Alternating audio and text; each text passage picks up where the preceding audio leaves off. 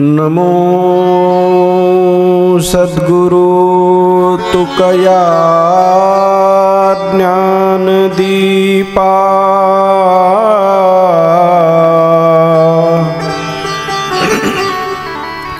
नमो सद्गुरु सच्चिदानंद रूपा नमो सद्गुरु भक्त कल्याण मूर्ति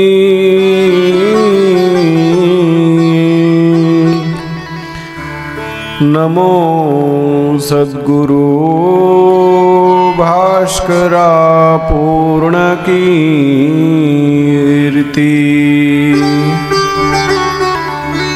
अधिष्ठान जेथे प्रतिष्ठान देखा तेथे जन्मला गुणातीत एका तयाची निनामी चुकी जन्म व्यथा नमस्कार माझा श्री सद्गुरु एकनाथा योऽन्त प्रविश्य मम वाचमिमां प्रसुप्तां सञ्जीवयत्यखिलशक्तिधर स्वधाम्ना अन्योश्च हस्तचरणश्रवणत्वगादीन् प्राणान्नमो भगवते पुरुषाय तुभ्यम् कलावज्ञजीवोद्धरार्थावतारम् कलाङ्काङ्कतेजोदिकामोदिवक्त्रम्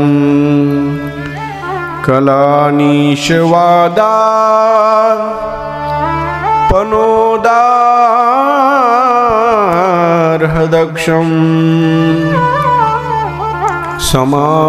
समाधिस्थमूर्तिं भजे ज्ञानदेवम् श्री गुरु ध्यान श्री गुरु अर्चन हे न घडता मती होईल मंदा श्री गुरु विठ्ठल भावी वंदा दाखविती निज परमानंदा पुंडलीक वरदा हरि विठ्ठल श्री ज्ञानदेव तुकाराम पंढरीनाथ भगवान की जय माऊली ज्ञानेश्वर महाराज की जय श्रीमंत श्री जगद्गुरु तुकाराम महाराज की जय शक्ती मुक्ताबाई की जय सद्गुरु जोग महाराज की जय दत्तात्रेय भगवान की जय। भगवंताच्या कृपा आशीर्वादाने साधू संत महात्म्यांच्या कृपा आशीर्वादाने प्रतिवर्षाप्रमाणे चालू असलेला आपला हा अखंड हरिनाम सप्ताह 16 पवित्र या दत्त जयंतीच्या पर्वणीमध्ये संत चरित्र कथा आपण या ठिकाणी श्रवण करत आहोत।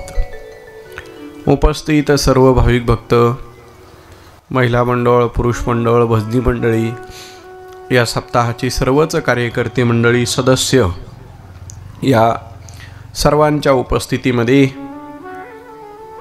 आज आपण 7व्या दिवसापर्यंत येऊन थांबलो। यामध्ये सर्वच ही प्रेमाची मंडळी, आमचे भागवत भाऊ ही सुद्धा या ठिकाणी उपस्थित आहेत। समोर बसलेली काही बरीच मंडळी या ठिकाणी संत चरित्र कथेकरता उपस्थित आहात। संत चरित्र हे देवाला आवडणारं चरित्र आहे. देवाला ज्या गोष्टी आवडतात ते भक्त सतत करत राहतात. मग देवाला काय काय आवडतं, मग भक्त त्याचा विचार करून त्या पद्धतीने त्या ठिकाणी जे देवाला आवडेल तेच करावं. प्रसंग रामायणातला आलेला थोडा. रामायणामध्ये एक दिवस हनुमंतराय आईसाहेब सीतामातांजवळ गेल्या. पाहिलं तर सीतामाता सकाळची वेळ, स्नान झालेली, आंघोळ वगैरे उरकल्यानंतर, स्नान संपल्यानंतर आरशात पाहिलेलं सेंदूर लावत होत्या, सेंदूर भरत होत्या. भांग भरत असताना, तो सेंदूर त्या ठिकाणी लावत असताना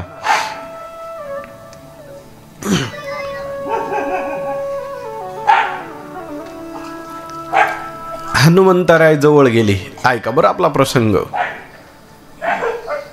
हनुमंतराय जवळ गेले, आई साहेबांना विचारलं, हे तुम्ही काय करताय असं?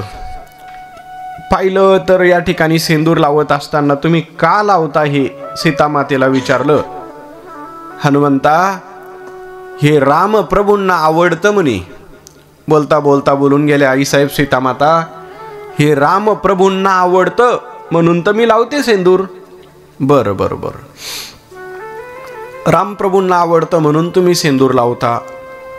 हनुमंतराय तेच ऐकतात, बाजूला आले, गेले बाहेर. भला मोठा सेंदूर आणला हनुमंतरायांनी, घेतला, तेल लावून पूर्ण अंगाला लावून. कारण रामाला जर सेंदूर आवडत असेल आणि सीतामाता जर लावत असेल, मग देवाला आवडताना मग आपल्या अंगाला आपण का लावू नये. आणि तेव्हापासून हे चालू झालं. हनुमंतराय सेंदूर लावतात. अशा पद्धतीने हे संत चरित्र देवाला आवडतंय म्हणून या ठिकाणी आपण श्रवण करत आहोत. अधिक वेळ न घालवता आपल्याला पुढे चालायचंय.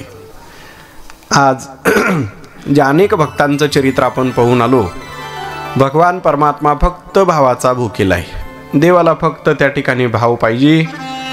जिथं देव प्रत्येक भक्तांच्या घरी गेला आणि तिथं जाऊन कामं केले, या कथा आपण पाहून आलो. पण देव कुठेही जायला वेडा नाही. देव त्याच घरी जातो. आजही देव घरात येतो. पण आज देव कोणत्या घरात येतो?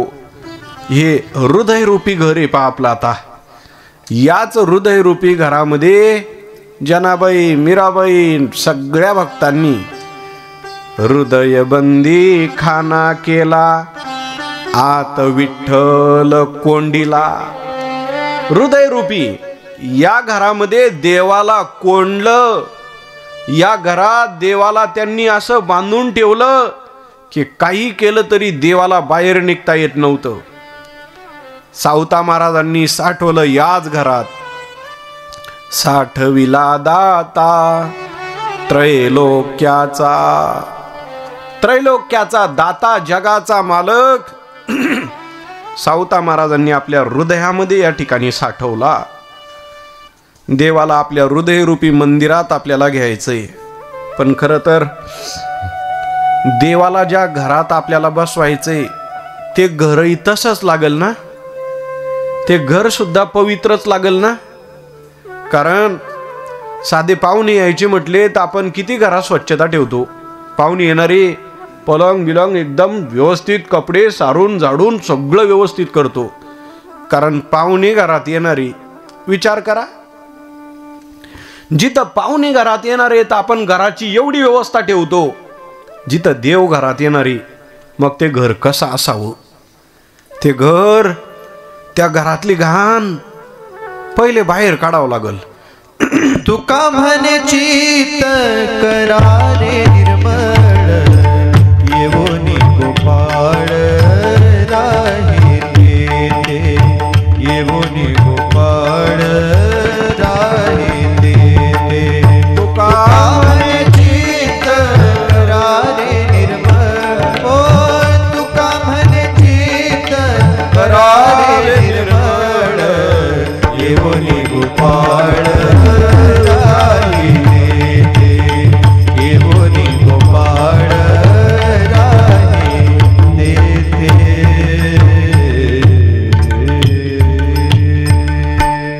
तुकोबाराई सांगतात, देव तिथंच येऊन राहतो. येवोनी गोपाळ राही तेथे, तुका मनी चित्त करावे निर्मळ. हे घर निर्मळ पाहिजे देवाला येण्याकरता. हे जर घर त्या ठिकाणी पवित्र झालं, त्याच घरात देव येऊनी गोपाळ राही तेथे, तिथंच देव राहतो. मग देवाला मध्ये घ्यायचे तर पहिले आतले बाहेर काढावं लागल. आत पण फार गर्दी बरं, एवढं दिसत नाही. फक्त ते माणसाला त्रास देतात, ठिकाणावर राहू देत नाही माणसाला. जरी दाडानं मंडपात बसलेला असला पण मन भटकत राहतं. ही आतली गर्दी खूपच अवघड आहे.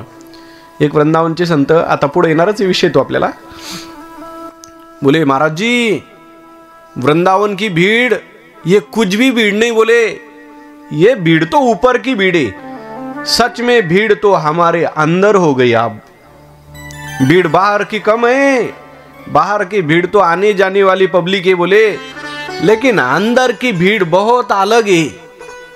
आतमध्ये एवढी गर्दी झाली, राम राम राम राम. एवढी गर्दी आतमध्ये, बरं कोणाच्या आतलं वर कपाळावर दिसत नाही.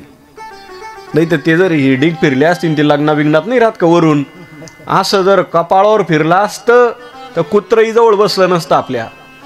बरं ही झाकली मोठी अवघडे. आपल्या आतमध्ये एवढे जण बसलेले, काम क्रोध लोभ मद मत्सर अहंकार निंदा, हे सगळे त्या ठिकाणी मध्ये. बाबा सांगायचे, राऊत बाबा त्यांना बसायला जागा नाही, म्हणजे जागा पडली कमी आणि पब्लिक झाली जास्त. त्याचा परिणाम त्यांना बसायला जागा नाही मध्ये, तर उभे असे उभे. बरं उभे तर दोन पाय ठेवायला जागा नाही, तर असे लटकलेले. जुने लोक नाही का काळी पिवळी कसे लटकून जायची, एक हात धरलेला, मागून एक पाय ठेवला तर ठेवला नाही, तसेच लटकलेले, असे मध्ये ठाचून ठाचून भरलेले. आणि मग तिथं देव कसा येईल? देव येण्याकरता घर पवित्र लागल. देवाला मध्ये घ्यायचं. जनाबाई बोलल्या, हरी आहो आता निज मंदिरी, नाही दुसरे कोणी घरी. देवा या ना, आता घरात कोणीच नाही, घरातला काम निघून गेला, क्रोध गेला, हे घरातले सगळे मी बाहेर काढले, आणि या हो देवा आता तुम्ही घरात या. देव घरात येतो, पण सावता महाराजांसारखं घर ठेवावं लागेल आपल्याला. एक जण बोलला, मग काय करू, फडची चांगली बसू का? ते नाही पाहत देव. देव भगवान को बाहर का नाही देखते परमात्मा, अंतरीची घेतो जोडी. महाराजांनी प्रमाण सांगितलं होतं मला परवाच, अंतरीची घेतो गोडी, पाहे जोडी भावाची. देव अंतरीची गोडी घेतो. देव आतलं पाहतो. लोक वरचं पाहतात आणि देव आतलं पाहतो, असा फरक आहे पहा. म्हणून देव हा भावाचा भुकेला आहे. देवापुढं भावाचं बळ चालतं, आणि भावाच्या बळानं देव आकळल्या जातो. भाव बळे आकळे येरवी नाकळी. येरवी कशानं देव आकळल्या जात नाही, देव बांधल्या जातो फक्त भावाच्या बळानं. ही दोरी भावाची प्रेमाची ही दोरी, प्रेमसूत्र दोरी, नेतो तिकडे जातो हरी. या दोरीनं देव का बांधला ना, मग आपण नेलं तिकडं देव येतो. पण प्रेमरूपी दोरीनं त्या ठिकाणी बांधावं लागतं देवाला. भागवतातला श्लोक सांगतो, भक्ती सूत्रोपनद्दः. भक्तिरूपी सूत्राने या दोरीने त्या ठिकाणी देवाला बांधावं लागतं. आणि मग परमात्मा त्या दोरीने बांधल्यानंतर आपण ज्या मार्गानं जिथं असल देव तिथं येतो, आणि तिथे येऊन ते कामं करू लागतो. कोणत्या भक्ताची कामं केली आपण आत्तापर्यंत? जवळपास या ठिकाणी 14 भक्त पाहिले. 14 म्हणजे या वर्षाला 2 झाले. 14 भक्त म्हणजे त्यामध्ये आपण अर्जुन महाराज 13वी आणि 14वे सुदामदेव, आणि आता पुढं 15वे भक्त आपल्याला या ठिकाणी प्रारंभ होणार आहे. काय झालं? काहीच नाही. भगवान परमात्मा गोकुळात अवताराला आले, आणि गोकुळामध्ये त्या ठिकाणी अवतार घेतल्यानंतर आता मी पहिलेच एक टच करतो मुद्दा. हा सगळा जो विषय पुढच्या चरणात प्रारंभ होणार आहे तो भागवतातला विषय. खरं तर पुढचं चरण जर आपण मांडायला चिंतनाला सुरुवात केली तर इथं पूर्ण भागवत बसतं आपलं. म्हणजे मग यातून कित्येक शाखी लागतील तोपर्यंत कथा चालेल. म्हणजे कळालं ना तुम्हाला, तोपर्यंत कथा चालेल. त्यामुळं मला भागवतातला विषय इथं छेडायचा नाही, इथं तो विषय घ्यायचा नाही. उद्या काल्याचं कीर्तन आहे, महाराज काल्याच्या कीर्तनातून ते त्या ठिकाणी विषय घेणारच आहे. पण तरी सुद्धा आपण थोडक्यात 2 ते 5 मिनिटामध्ये पुढचं चरण घेऊ आणि पुढं चालू. तुकोबाराय सांगतात, तो परमात्मा आता परत अवताराला आला. कुठे आला? गवळ्यांच्या घरी आला. काय केलं गवळ्यांच्या घरी? गवळ्यांचे घरी अंगे गाई वळे, गवळ्यांचे घरी अंगे गाई वळे, गवळ्यांचे घरी अंगे गाई वळे.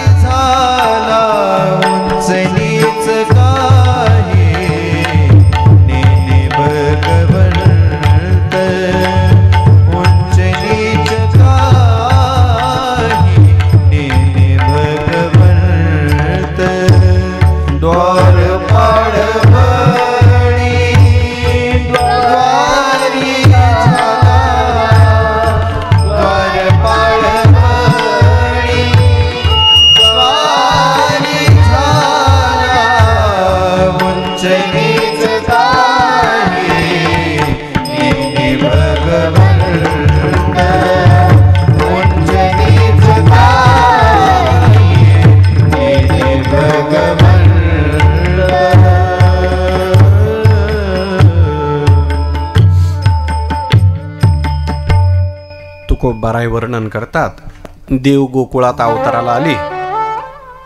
श्रावण महिना, अष्टमी तिथी, रोहिणी नक्षत्र, बरोबर रात्रीचे 12 वाजलेले आणि परमात्मा याच गोकुळामध्ये त्या ठिकाणी कारागृहातून गोकुळात त्या ठिकाणी आले. हळूहळू मोठे झाले. देवाच्या बाललीला, देवाचं चरित्र हे अद्भुत चरित्र आहे. देवाचं कृष्णलीला हे चरित्र हे अद्भुत चरित्र आहे. किती देवाचा अपरंपार चरित्र आहे. एकच सांगतो, असित गिरी समम स्यात् कज्जलम सिंधु पात्री, सुरतरुवर शाखा लेखनी पत्र मुर्वी, लिखति यदि गृहीत्वा शारदा सर्वकालम, तदपि तव गुणानामीश पारम न याति. देवाचं चरित्र किती अपरंपार आहे. सांगायला गेलो, लिहायला गेलो तर आचार्य वर्णन करतात, देवाचं चरित्र लिहिण्याकरता पृथ्वीचा कागद केला. चरित्र लिहायचं तर पृथ्वीचा कागद केला. समुद्राच्या पाण्याची शाई केली आणि लिहायला लिखती यदि गृहीत्वा शारदा सर्व कालम. सरस्वती माता लिहायला बसल्या, पण तरी सुद्धा देवाचं चरित्र एवढं विलक्षण आहे. तदपि तव गुणानामीश पारम न याति. तरी सुद्धा देवाचं चरित्र संपणार नाही. पृथ्वीचा कागद अपूर्ण पडेल, समुद्राच्या पाण्याची शाई अपूर्ण पडेल. स्वतः साक्षात सरस्वती माता लिहायला बसल्या तर त्यांच्याकडून सुद्धा लिहिता येणार नाही. आता तुम्ही विचार करा, जिथं सरस्वती मातेला लिहिता येत नाही तिथं बंडू महाराज काय लिहितील? मग कसं शक्य आहे ते? सरस्वती माता लिहायला बसल्या पण तरी सुद्धा त्या ठिकाणी न लिहिता येत नाही. एवढं देवाचं चरित्र अपरंपार आहे. कृष्ण चरित्र विलक्षण चरित्र आहे. नंतर भगवान परमात्मा गोकुळामध्ये हळूहळू मोठे झाले. पोरांकडं पाहिलं. सगळा विषय भागवतातला आहे हा. गवळी यांचे घरी, त्या गवळ्यांच्या घरी नंद बाबा. कोण गवळी? नंद बाबा, यशोदा मैया या पती पत्नींनी मागच्या जन्मात तपश्चर्या केली होती की भगवंता एकदा फक्त आम्हाला पुत्र रूपानं प्रेम मिळावं, फक्त मुलगा बनून आमच्या घरात आमच्या उदरी तुम्ही जन्माला यावं. मागच्या जन्मात तपश्चर्या केली या पती पत्नींनी, तर तेच आता गोकुळामध्ये त्या ठिकाणी त्यांची इच्छा पूर्ण करण्याकरता देवाचा अवतारी. आणि मग भगवान परमात्मा त्या ठिकाणी मोठे झाले. अनेक खोड्या केल्या, अनंत खोड्या केल्या. सवंगडींना बरोबर घेतलं. सगळं झालं. आणि सगळं झाल्यानंतर पेंध्या, वाकड्या, बोबड्या, सुदाम्या आदी करून या सगळ्यांबरोबर त्या ठिकाणी मैत्री केली. खोड्या चालू झाल्या. देव किती खोड्या करत होते एकच श्लोक सांगतो मी. फक्त ठोकळ ठोकळ 6 चौकी असे चालू देऊ आपण, कारण ते काही आपण विस्ताराने सांगायला लागलो तर तो वेळ जाईल आपला. त्यात श्लोक सांगू, मुद्दे सांगून पुढे चलू आपण. देवानं किती खोड्या केल्या एका श्लोकात सगळ्या खोड्या भागवतात. दशमस्कंदामध्ये शुकाचार्य महाराज वर्णन करतात. वत्सान मुंचन क्वचिद समये क्रोश संजात हासः स्तेयं वास्त्यत ददीपय कल्पितैस्तेययोगैः मर्कान् मोक्षान् विभजति सचेन नात्ति भाण्डं विनति द्रव्यालाभे सगृह कुपितो यात्यूप तोषता का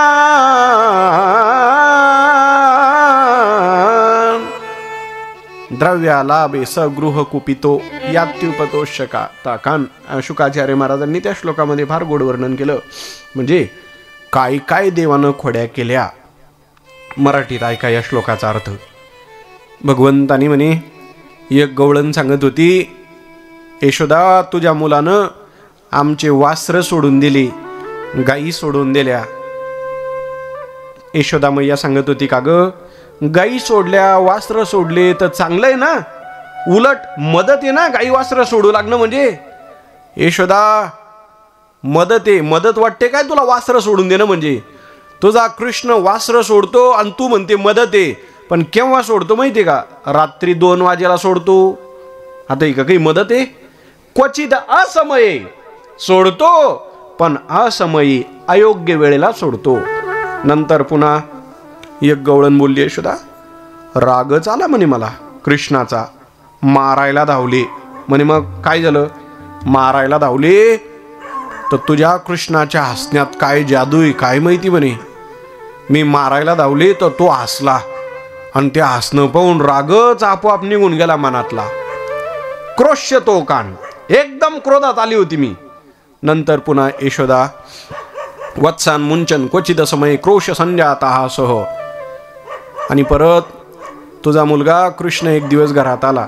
आम्हाला दया आली गवळणींना, हे पोरग खोड्या करतं, चोरी करतं, याला एक काम करू आपण, कृष्णा तू चोरी करू नको, हे लोणी वाटल तेवढं खा. यशोदा खरं तर घडलं असं, तुझ्या मुलाला होऊन 2-3 वाट्या भरून लोणी, दही, दूध सगळं दिलं. प्रेमानं खाऊ ना, तर तो काय म्हणतो, होऊन दिला आम्ही, चोरी करू नको, प्रेमानं खा. कृष्ण म्हणतो, असं होऊन खायला तुम्ही होऊन वाट्या भरून देता, मी का काही भिकारी वाटलो काय तुम्हाला? हां मी खातो, पण मला गोड कोणतं लागतं? चोरीचा माल. स्तेयम, स्ते म्हणजे चोरी. देव बोलले, यशोदा तुझा मुलगा म्हणतो जे चोरीचं आहे ना त्याची चवच काही वेगळी. स्तेयम स्वादवथ्यत ददीपय. शब्द कसा आहे? स्वाद, त्याची चव, टेस्ट एकदम विलक्षण आहे. जे चोरी करून खाल्ल्या जातं स्तेयम स्वाद्वथ्य दददीपय कल्पितैस्ते योगै है. यशोदा पुढची गवळण म्हणते पुन्हा, मुलानं खाल्लं तर काही वाटत नाही, पण या तुझ्या मुलाच्या आवाजात काय जादू आहे काय माहिती म्हणे. हा एकट्याने खाल्लं तर आम्हाला वाटत काही नाही, पण याने आवाज दिला की पळत येतात. कोण? मरकान भोक्षान विभजते सचेन. माकडं या माकडाचं आणि याचं काय नातं आहे काय माहिती. देव बोलले नातं म्हणजे मागच्या जन्मात यांनीच मला मदत केलेली आहे लंका जिंकायला. हेच बरोबर होते. मी उपकार ठेवले आणि वानरांना आवाज दिला की एक एक गाडगं त्यांच्या हातात देतो. असा कृष्ण आहे. काय करता? मरकान भोक्षान विभजती सचेन. यशोदा, यानं खाल्लं तर काही वाटत नाही, माकडांना दिलं तर काही वाटत नाही, पण काय करतो माहितीये का?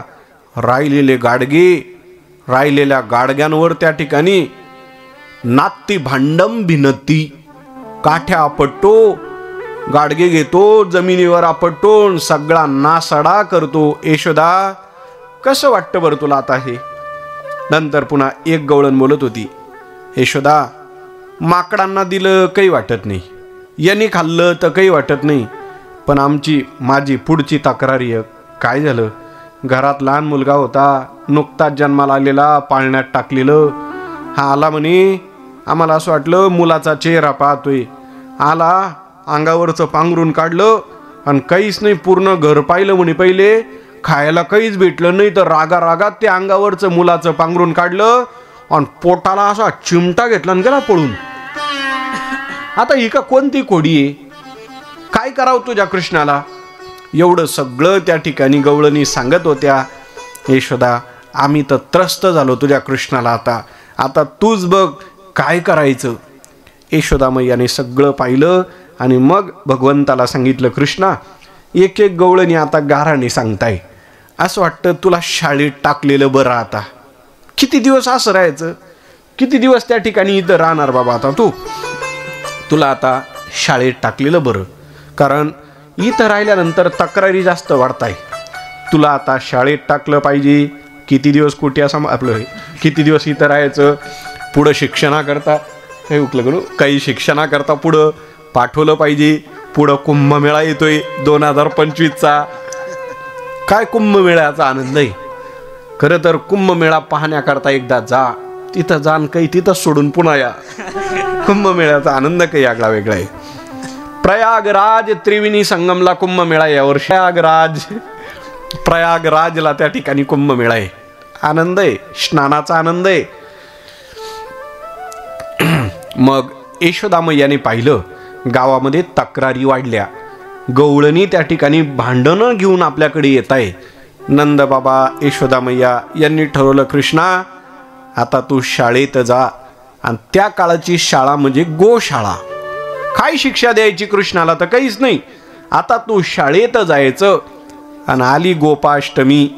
याच गोपाष्टमीला भगवान परमात्मा त्या ठिकाणी यशोदा मैयाने स्नान घातलं, गोपीचंदन कपाळाला लावलेले, हातात काठी दिली, खांद्यावर घोंगडी दिली आणि असं सगळं त्या ठिकाणी करून बलराम दादा शिदोरी वगैरे घेतात, सगळे मुलं बरोबर आहे. आणि त्या ठिकाणी मग ठरवलं, तुकोबाराय, ज्ञानोबाराय, नाथ महाराज सांगतात, भगवान परमात्मा वनात निघाले. खांद्यावरी कांबडी, हातामध्ये काठी, खांद्यावरी कांबडी, हातामध्ये काठी.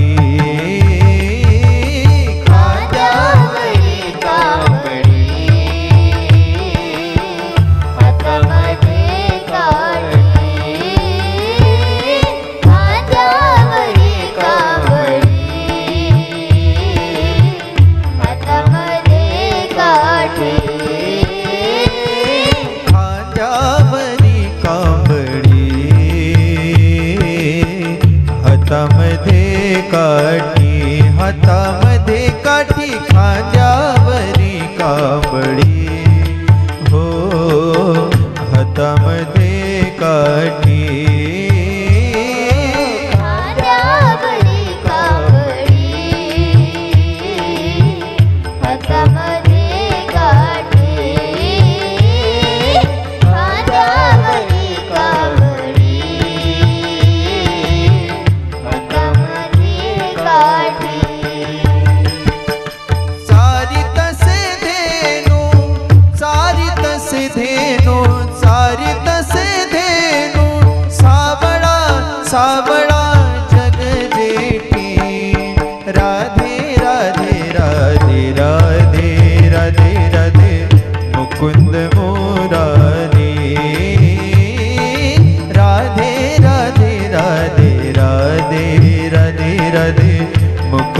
मुरारी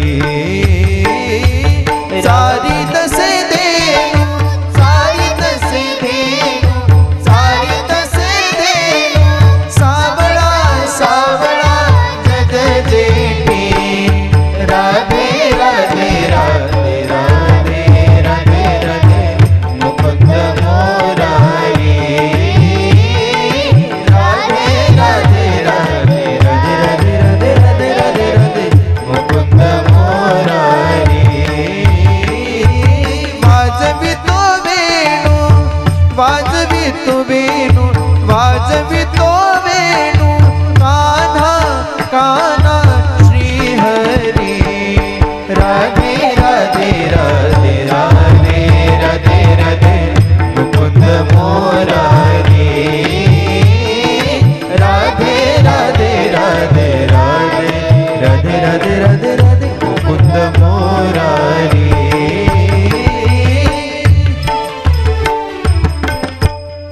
संत महात्मे सांगतात, हातात काठी घेतली खांद्यावर कांबळी घेऊन भगवान परमात्मा चारितसे देनू गोमाता या सगळ्यांची सेवा करण्याकरता वनात गेले. वनामध्ये त्या ठिकाणी गायी चारल्या. अनेकांचा उद्धार सुद्धा वनामध्ये त्या ठिकाणी झाला. मग त्यामध्ये अगासूर बकासूर सगळ्यांचा उद्धार त्या ठिकाणी झाला. निमित्त गायी ओळण्याचं निमित्त त्या माध्यमातून हे सगळं काम करून घेतलं. तुकोबाराई सांगतात, असंच हे देवाचं काम. देव स्वतः काम करतो. भाविकाचे काज अंगे देव करी. देव स्वतः अंगानं काम करतो. परमात्मा दुसऱ्याला सांगत नाही. काम करण्याकरता दुसऱ्याला प्रवृत्त करत नाही. स्वतः भगवान परमात्मा भक्ताचे काम त्या ठिकाणी करत असतो. असेच काम अनंत काम भगवान परमात्मा त्या ठिकाणी भक्ताचे करतात. कोणाकोणाची कामं केली, कोणकोणत्या ठिकाणी कामं केली तरी तेच काम त्या ठिकाणी ज्ञानोबाराय तुकोबाराय आदी करून सगळे प्रमाणे असं भगवान परमात्मा भक्ताचे काम करत असताना स्वतः देव करतो. नंदबाबांच्या घरी स्वतः देव अवतार घेतात. तुकोबाराय पुरावा देतात. गवळी यांचे घरी अंगे गायी ओळी. गायी ओळण्याचं काम देवानं केलं. या कथेतून एक अजून भाव, देव गायी ओळतात याचा अर्थ जिथं जगाचा मालक गायी ओळतो तिथं आपण का ओळू नये? आपण शेतकरी, आपण का गायी सांभाळू नये? देवाचं नाव पडलं, गोमातेचं पालन केलं म्हणून नाव गोपाल पडलेलं आहे देवाचं. देवाला त्या ठिकाणी गोमाता फारच आवडते. अशा पद्धतीने गवळी यांचे घरी अंगे गायी ओळी.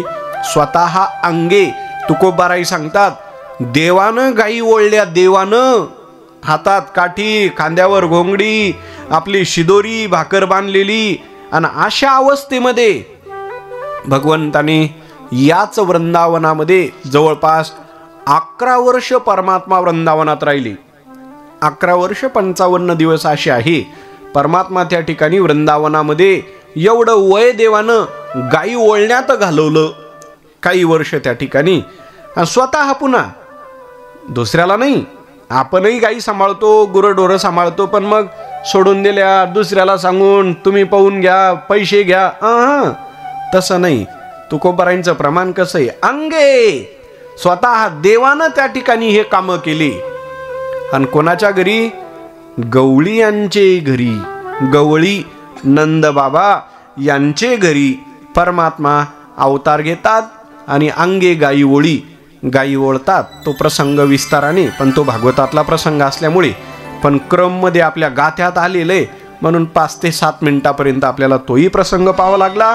असं देवानं गायी ओळल्या. नंदबाबांच्या घरी त्या ठिकाणी येऊन गायी ओळण्याचं काम केलेलं आहे. अजून काय केलं देवानं? कोणत्या भक्ताचे कामं केली? तुकोबाराय तुम्हा आम्हाला पुरावा देतात. बळी. आणि या बळीच्या दारात परमात्मा द्वारपाल झाले हे उत्तरार्धात त्या ठिकाणी उदाहरण देतात. द्वारपाळ बळी द्वारी झाला. द्वारपाळ बळी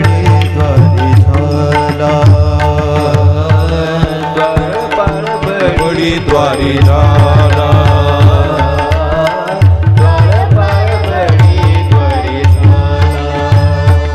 गौडियांचे घरी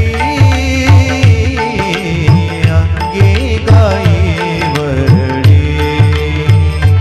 गौडियांचे घरी अंगी गाई वरडी गौडियाचे घरी अंगी गाई वरडी गौडियाचे घरी अंगी गाई वरडी द्वारपाळ बळी द्वारी झाला द्वारपाळ बळी द्वारी झाला द्वारपाळ बळी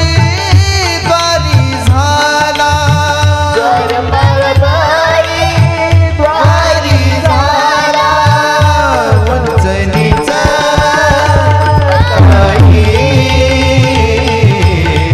नेले भगवंत वंचनीचा काही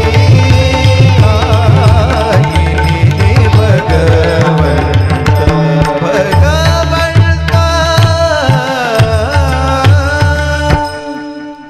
भक्ताचे काम परमात्मा स्वतः करतो. याकरता पूर्वार्धात गोकुळातलं उदाहरण सांगितलं आणि आता उत्तरार्धामध्ये द्वारपाळ बळी द्वारी झाला. बळीच्या दारामध्ये देव भगवान परमात्मा द्वारपाल झाले. कोण बळी? मागच्या जन्मात बळी कोण होता? भागवतामध्ये फक्त बळीचं वरून चरित्र आलं, पण स्कंद पुराणामध्ये बळी मागच्या जन्मात कोण होता तर काही मागच्या कथा आल्या. मला भागवतातला विषय मांडून तुमचा वेळ घ्यायचा नाही. काही नवीन कथा बळीराजांच्या जीवनातल्या त्या ठिकाणी त्या सांगायच्या आणि पुढं चालायचंय.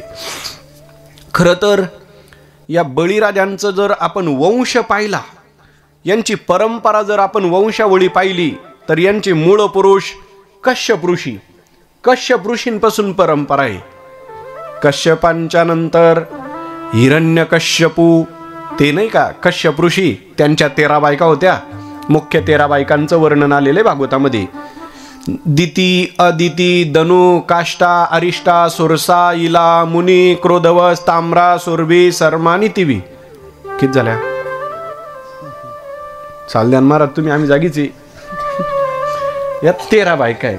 काका बंडू महाराज किती झाल्या? द्याला टोला मारून त्यांनी 13. ते तर पटायते या बाबतीत. चला पुन्हा एकदा मोजून घ्या फिरसे. कश्यप ऋषींच्या 13 पत्न्या. पण आता व्यवस्थित मोजा बरं, कमी अधिक होऊ देऊ नका, कारण बायका आहे त्या बरोबर मोजल्या पाहिजे. हां बरोबर मोजा. मुख्य सर्वात मोठी होती, मला बळीराजांचा वंश सांगायचा आहे. सर्वात मोठी होती, त्यामध्ये मुख्य या पत्न्यांचे नाव आले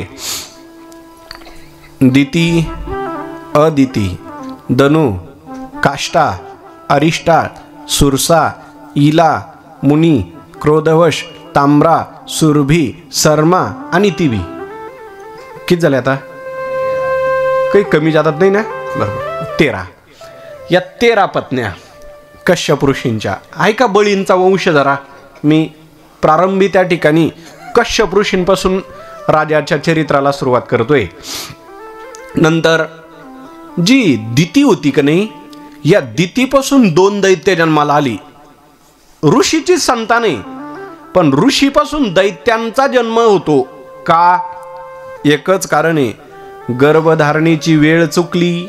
सूर्यास्ताच्या वेळेला दिती मातेला त्या ठिकाणी गर्भधारणा झाली आणि ऋषीचीच पत्नी. परिणाम 2 दैत्यांचा जन्म झाला, हिरण्याक्ष आणि हिरण्यकश्यपू. कथा विस्ताराने, हे भागवतातला विषय. मी फक्त माझ्या कथेची संगती लागाव म्हणून थोडा विषय मुद्दा उचलला तिथला भागवतातला. 2 दैत्य जन्माला आले, हिरण्याक्ष आणि हिरण्यकश्यपू.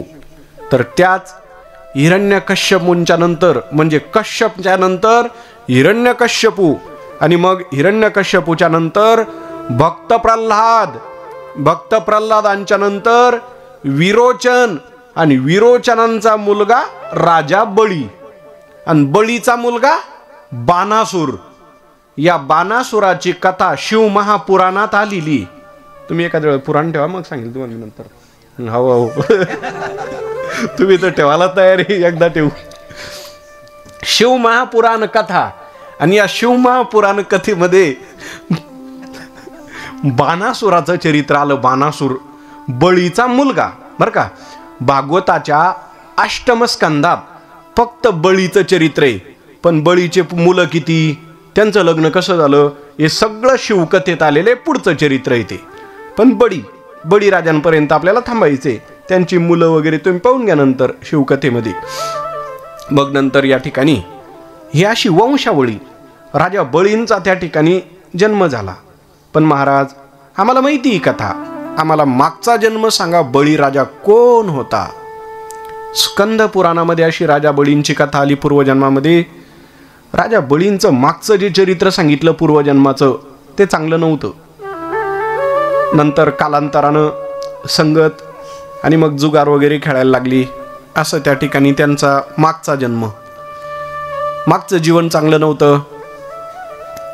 जुगार वगैरे खेळावं, असं त्या ठिकाणी वाईट संगतीत राहावं. पण त्यांना यश होतं जुगार खेळण्यामध्ये.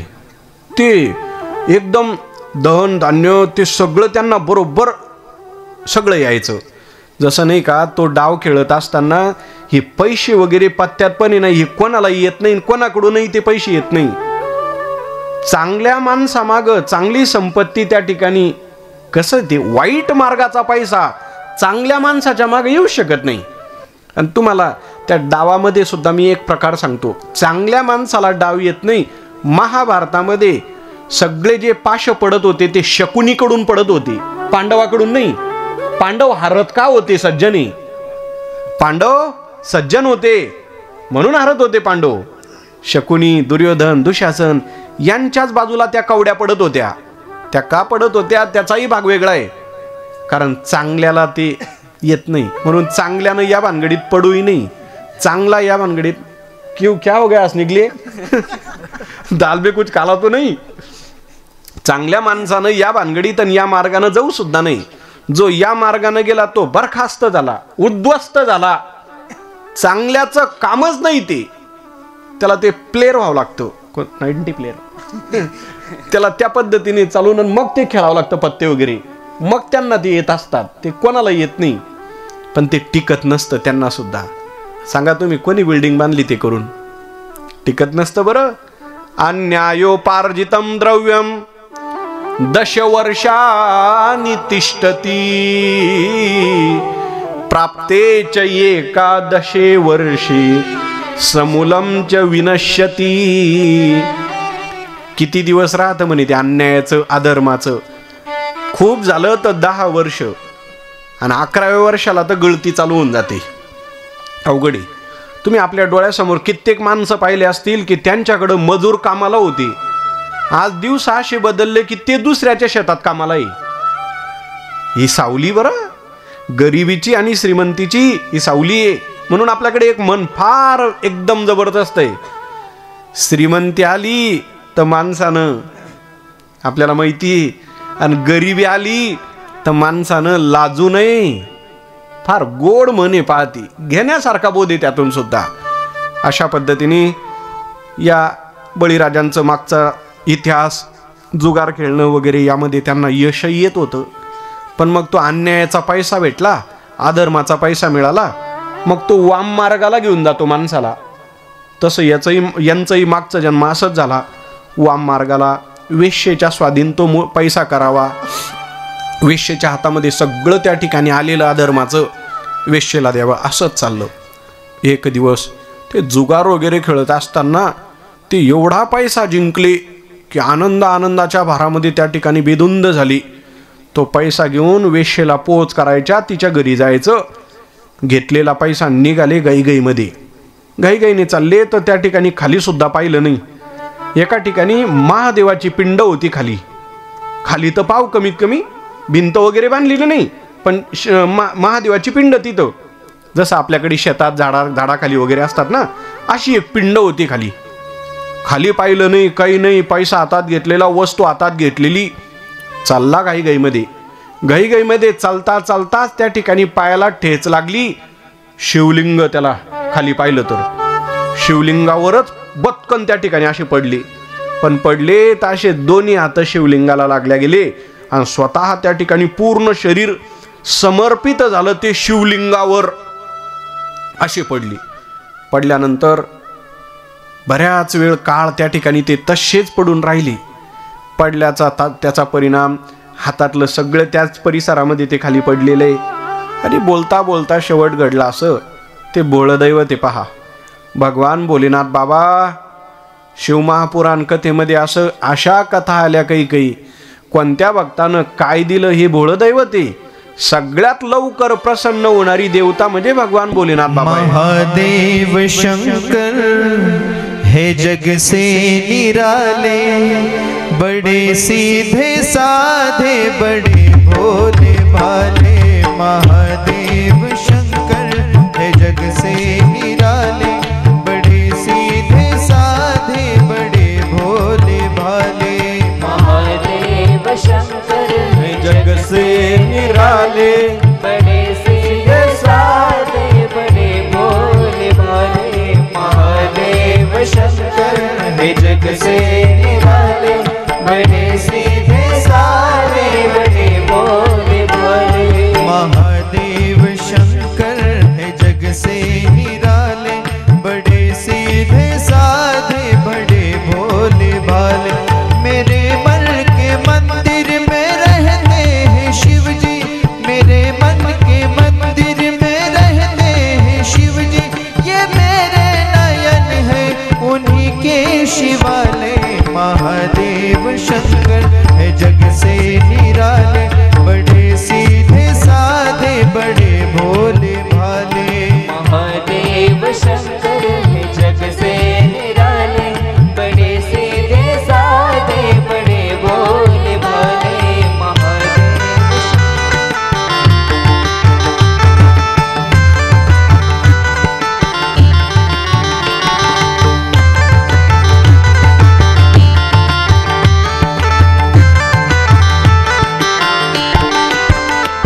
बना लो उन्हें अपनी जीवन की आशा, सदा दूर तुमसे रहेगी निराशा. बना लो उन्हें अपने जीवन की आशा, सदा दूर तुमसे रहेगी निराशा.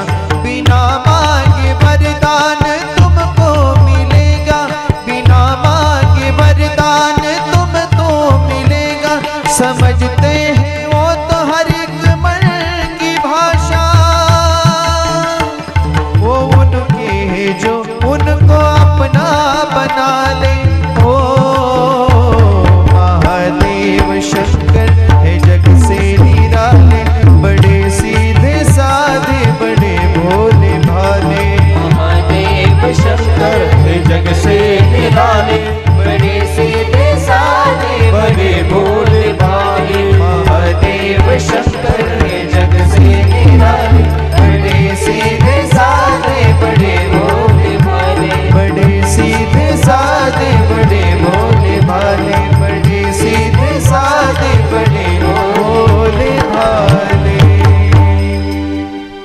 भगवान भोलेनाथ बाबा भोळ दैवते भले भोले भाले न भले सीधे साधे.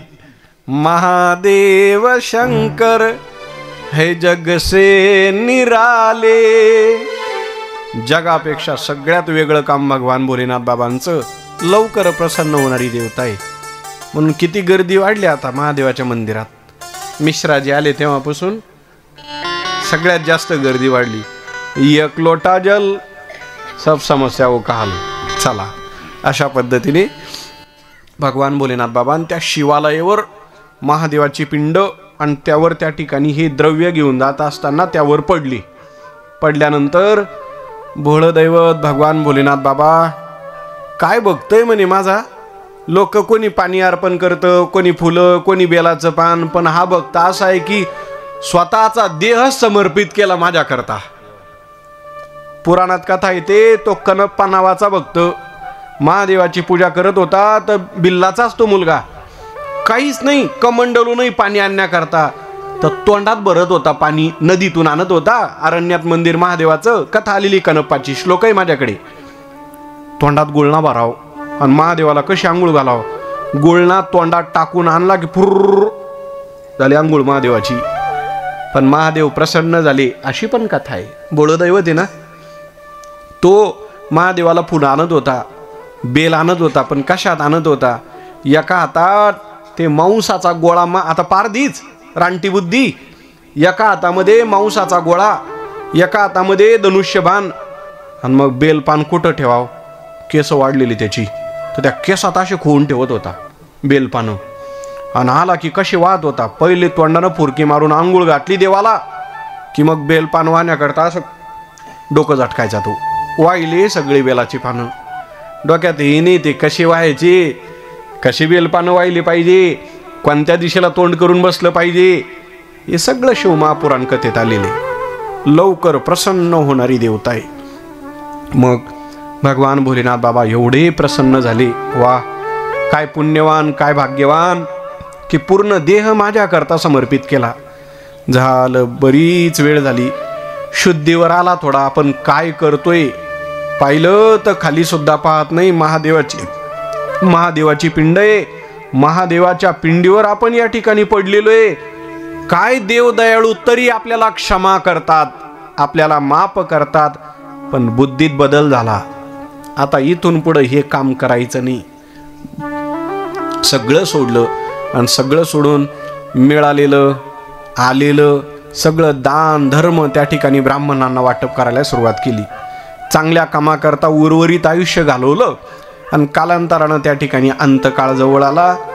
माणूस गेला की वर यमाच्या दारात प्रत्येक माणसाला तिथं एक मुक्काम करावा लागतो. यमाच्या दारामध्ये तिथं गेल्यानंतर आपली फाईल पुढे येते. पहा, आपण चांगलं किती केलं, वाईट किती केलं. वर गेल्यानंतर, कारण आपल्या खांद्यावर एक जण बसलेलं आहे, आपलं चित्र लिहिण्याकरता. आपलं रोजचं लिखाण काम चालू आहे बरं, त्याचं नाव आहे चित्रगुप्त. सगळ्यांच्या खांद्यावर बसून तो गुप्त रूपानं आपण काय काय करतोय हे सगळं लिखाण काम चालू आहे. आपली सगळी चेकिंग होते वर गेल्यानंतर. आपण इथं करा, पण वर गेल्यानंतर सगळं फेडावं लागतं.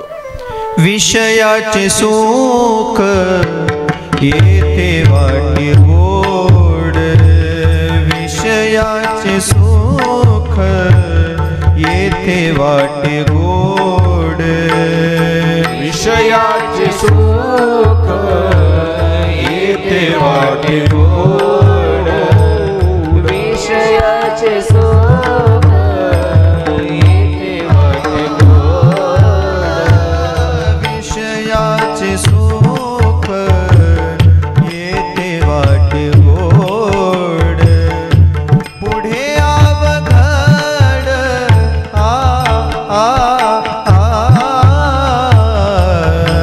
यमदंड, पुढे अवघड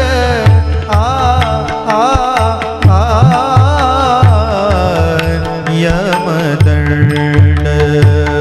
मारिती तोडीती जोडीती निष्ठुर, मारिती तोडीती जोडीती निष्ठुर, मारी तोडीती जोडीती निष्ठुर, मारी तोडीती जोडीती निष्ठुर.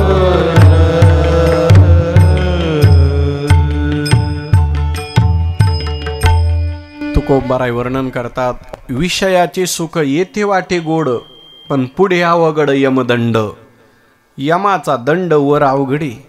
वर गेल्यानंतर यम काय करतात, प्रमाण किती गोडे. मारिती तोडीती जोडीती निष्ठुर. आपल्याला वर गेल्यानंतर मारतात पहिली बरं का. यमाच्या दारात गेल्यानंतर पाप केल्यानंतर एवढा मार भेटतो. मारिती पुढचा शब्द आहे तोडीती. आपल्याला वर तोडल्या जातं, तोडलं तरी तिथं मरण येत नाही माणसाला, कारण हे स्थूल शरीर इथंच जाळल्या जातं. माणसाला सूक्ष्म रूपानं वर जाता येतं. या सूक्ष्म देहाला एवढ्या यातना दिल्या जातात, वर तोडतात. पहिले मारिती, तोडीती, आणि पुढचा शब्द आहे जोडीती. जसं चिचा कशा जोडतात आपल्याकडे बांबू घेऊन, तसं वर गेल्यानंतर जोडल्या जातं.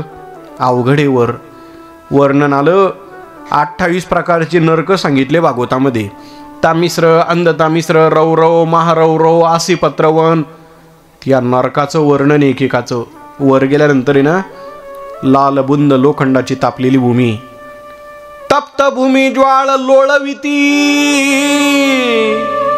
तुकोबाराय सांगतात, लोखंडाची जमिनीवर आणि त्यावर आपल्याला लोळवतात. खावाला लाल बुंद लोखंडाचा खांब त्याला आलिंगन द्यायला लावतात. वर विस्तो पाडून ठेवलेला एका लाकडाचा. ते लाकड आहे खैराचे इंगळ. खैराची इंगळ, खैराचं लाकूड, आणि त्या लाकडाचा विस्तो पाडून ठेवलेला आहे. त्यात आपल्याला चालायला लावतात. उकळतं तेल एकडे तिथं कायम चालू आहे कारखाना. टाकला की काढला, भजेसारखं टाकला की काढला असं वर तेलात टाकतात. उकळत्या तेलात आपल्याला टाकून एवढ्या यातना आहे नरकामध्ये. खरं तर मी आवर्जून सांगत असतो, जो वर गेलेला आहे ना, ज्यानं एवढा त्रास सहन केलेला आहे, तो फक्त एक दिवस खाली यायला पाहिजे सांगायला की वर लय अवकाळ आहे म्हणून. अवघडे वरचा जर आला ना तर लोक बंधारेच करणार नाही. सांगायला यायला पाहिजे फक्त वरचा एक दिवस. पण मला नाही वाटत तो जर खाली आला तुम्ही त्याला चहा पाचताल. वरच्यान जर आमुषाला तुम्हाला रामराम घातला, तो कोमात जायची का माहिती, कोण जवळ बसल. अवघड परिस्थिती. म्हणून वरची परिस्थिती फार अवघड आहे. तसं त्या ठिकाणी हे वर गेली, हे जुगार वगैरे खेळून शिवलिंगावर पडलेले अंतकाळ जवळ आला ना, वर गेले. वर गेल्यानंतर फाईल पुढे येते. याची फाईल पुढे आली. कर्मदाता, कर्माचं फळ देणारे यमदेवता पुढे आली. आना फाईल. चित्रगुप्तांना बोलवण्यात आलं. अथ काल चित्रगुप्तम, हे चित्रगुप्त यांची फाईल घेऊन या. त्यांची फाईल वगैरे पुढे आणली. चेकिंग चालू झाली. या माणसाने काय काय वाईट केलं, तर एवढं वाईट, एवढं चोरलेलं, लुटलेलं, सगळी फाईल पुढे आली. तो म्हणत होता, का हो तुम्ही माझं पापच सांगताय, माझं थोडंही पुण्य नाही का जन्माचं. आणि मग दुसरं रजिस्टर घेतलं तर त्यात थोडं पुण्य होतं. अरे बाबा, तू एकच पुण्य केलेलं आहे उभ्या आयुष्यात. म्हणे काय, तू एकदा आहे ना महादेवाला तुझा देह अर्पण केलेला आहे. म्हणे कधी, पडला होता तेव्हा महादेवाला तू तुझा देह अर्पण केलेला आहे, तेवढं मात्र तुझं पुण्य आहे. म्हटले मग एक काम करा ना, मला पापाचं फळ भोगवल्यापेक्षा मला पहिले पुण्याचं फळ काय असतं तेवढं बघू द्या. मी शिवलिंगावर माझा देह अर्पण केला ना, मला फक्त तेवढा क्षण पुण्य काय माझ्या जीवनात, मला त्या मोबदल्यात काय भेटणार आहे, मला फक्त पुण्याचं फळ भोगायचंय. पहिले काय द्यायचं मोबदल्यात, तर त्या मोबदल्यात असं लिहिलं गेलं, स्कंद पुराणात असं सांगितलं, अरे बाबा तुला या मोबदल्यात आहे ना म्हणे 3 घटका इंद्राचं पद भेटणारी. 3 घटका इंद्रपद भोगायला भेटेल. तो बोलला मग एक काम करा ना, मला इंद्राचं पद भोगू द्या, नंतर काय करायचं मारायचं ते करा. ठीक आहे ठीक आहे. कर्मफळदाता यमदेव, यमानं लगेच निरोप दिला गुरु बृहस्पतींकडे. पहिल्या इंद्राला म्हणावं 3 घटका गादी सोडून दे. 3 घटका यांनी पुण्य केलेले, याला गादी द्यायची 3 घटक, याला गादी द्यायची. पहिल्या इंद्राला म्हणावं थोडा वेळ 3 घटका फक्त पद सोडून दे. आता पुढची कथा थोडं लक्षपूर्वक ऐका बरं का. 3 घटकात काय काय केलं यांनी. गुरु बृहस्पती आले. पहिल्या इंद्राला सांगितलं, बाबा कर्मफळदाता यमदेवता, यमाची आज्ञा आहे, यांनी पुण्य केलेले, याला 3 घटका गादीवर बसू दे, याला मालक होऊ दे. तो थोडं बाजूला सरक. पहिल्या इंद्राला आपल्या पदावून त्या ठिकाणी बाजूला ढकलण्यात आलं आणि ते गेले बाजूला, तर यांना गादीवर बसवण्यात आलं स्वर्गामध्ये.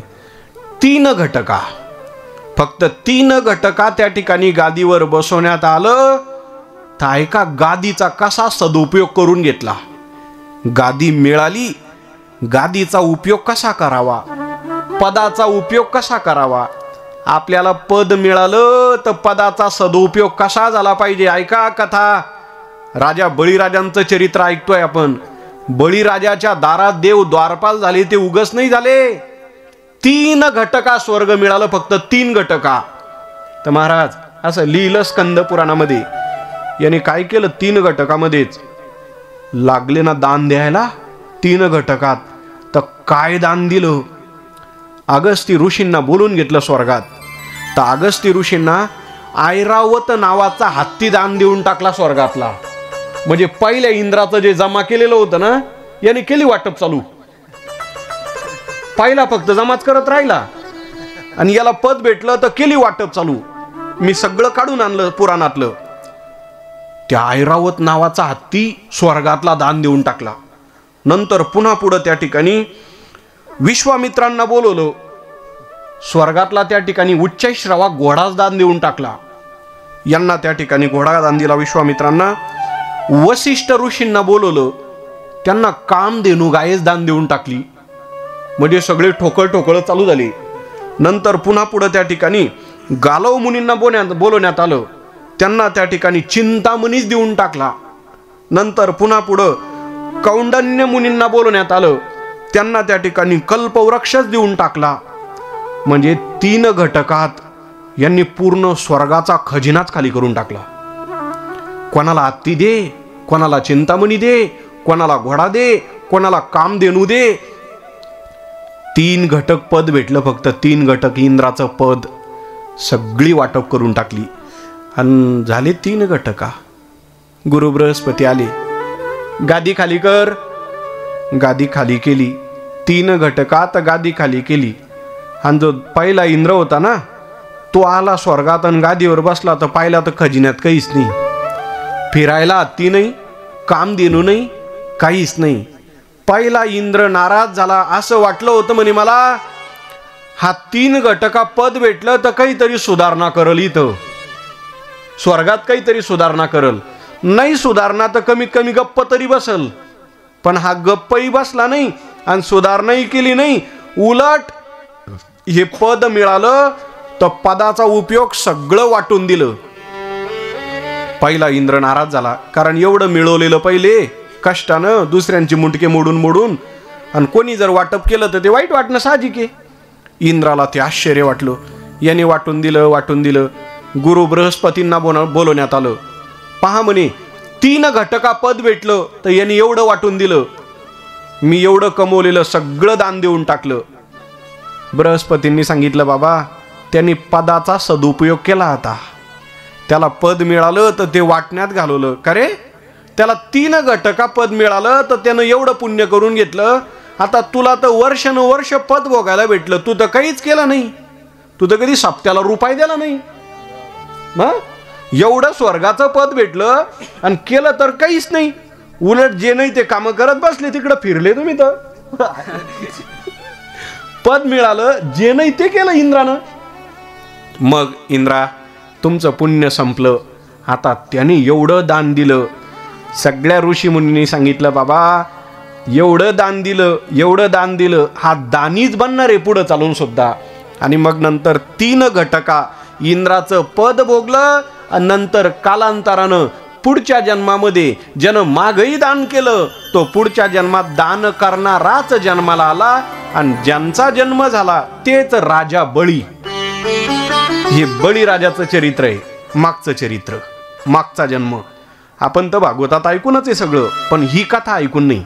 ही कथा भागवतात नाही, ही स्कंद पुराणात कथा आलेली बळीराजांचा. असं चरित्र आहे मागचं.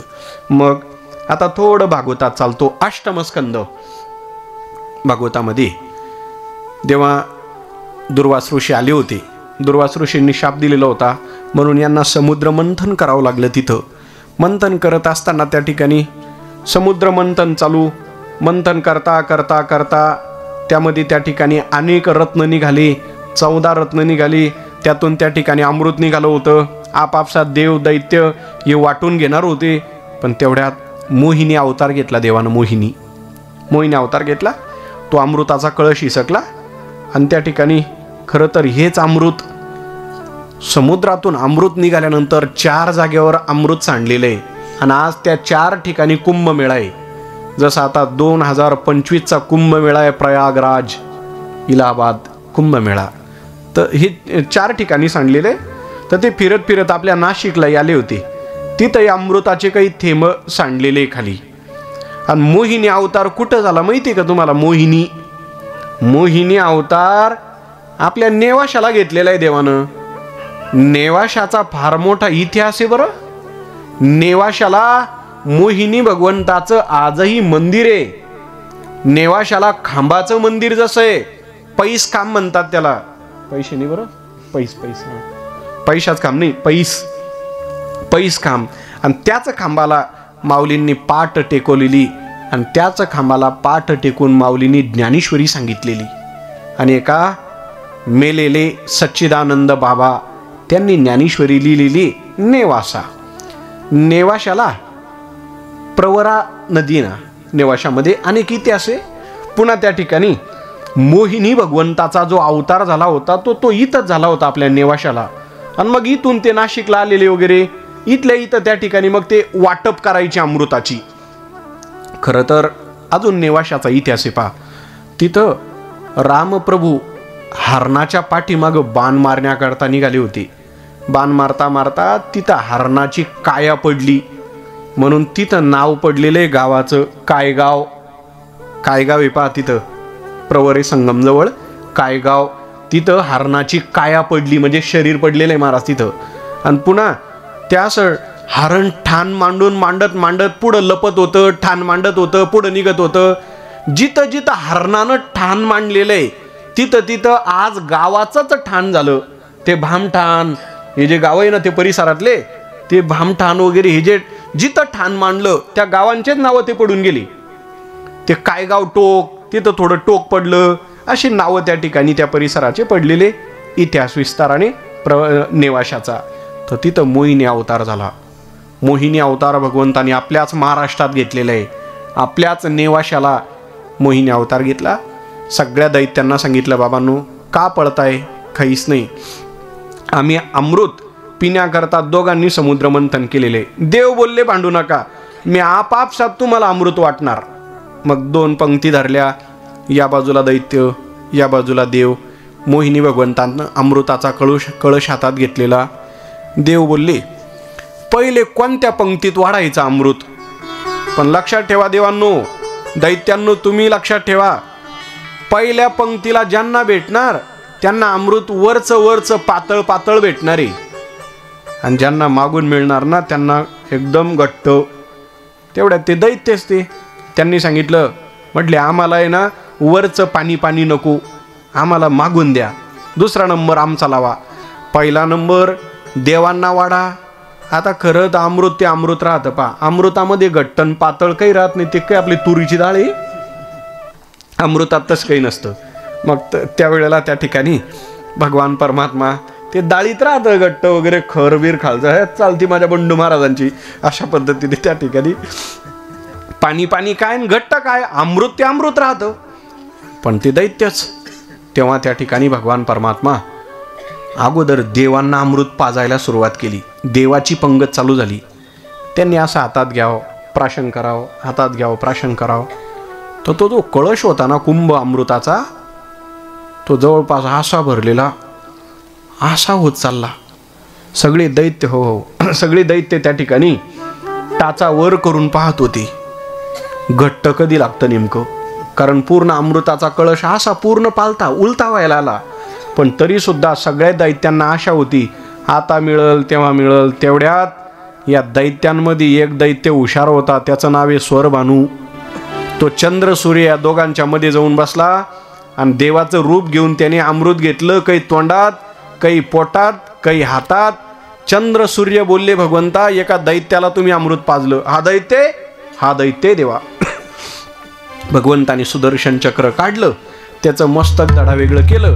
पण त्याला मरण आलं नाही, कारण त्याने अमृत पिलेलं होतं. तो अमर झाला. आणि ते जे 2 तुकडे अमर झाले का नाही, ते राहू आणि केतू अजरामर झाले ते. आणि पुन्हा पुढचं ऐका, चंद्र सूर्यांनी नाव सांगितलं होतं, तेव्हापासून चंद्राला ग्रहण चालू झालं आणि सूर्याला ग्रहण चालू झालं. चंद्रग्रहण, सूर्यग्रहण हेच मागं लागलेले ते राहू केतू. आणि मग नंतर तिथं देवता आणि दैत्य या दोघांमध्ये युद्ध झालं. देवासुर संग्राम युद्ध झालं. सगळे दैत्य मारल्या गेले. पण दैत्यांचे गुरु शुक्राचार्य यांना मृत संजीविनी विद्या येत होती. यांनी मंत्र उच्चारण करून सगळ्या राक्षसांना, दैत्यांना जिवंत केलं.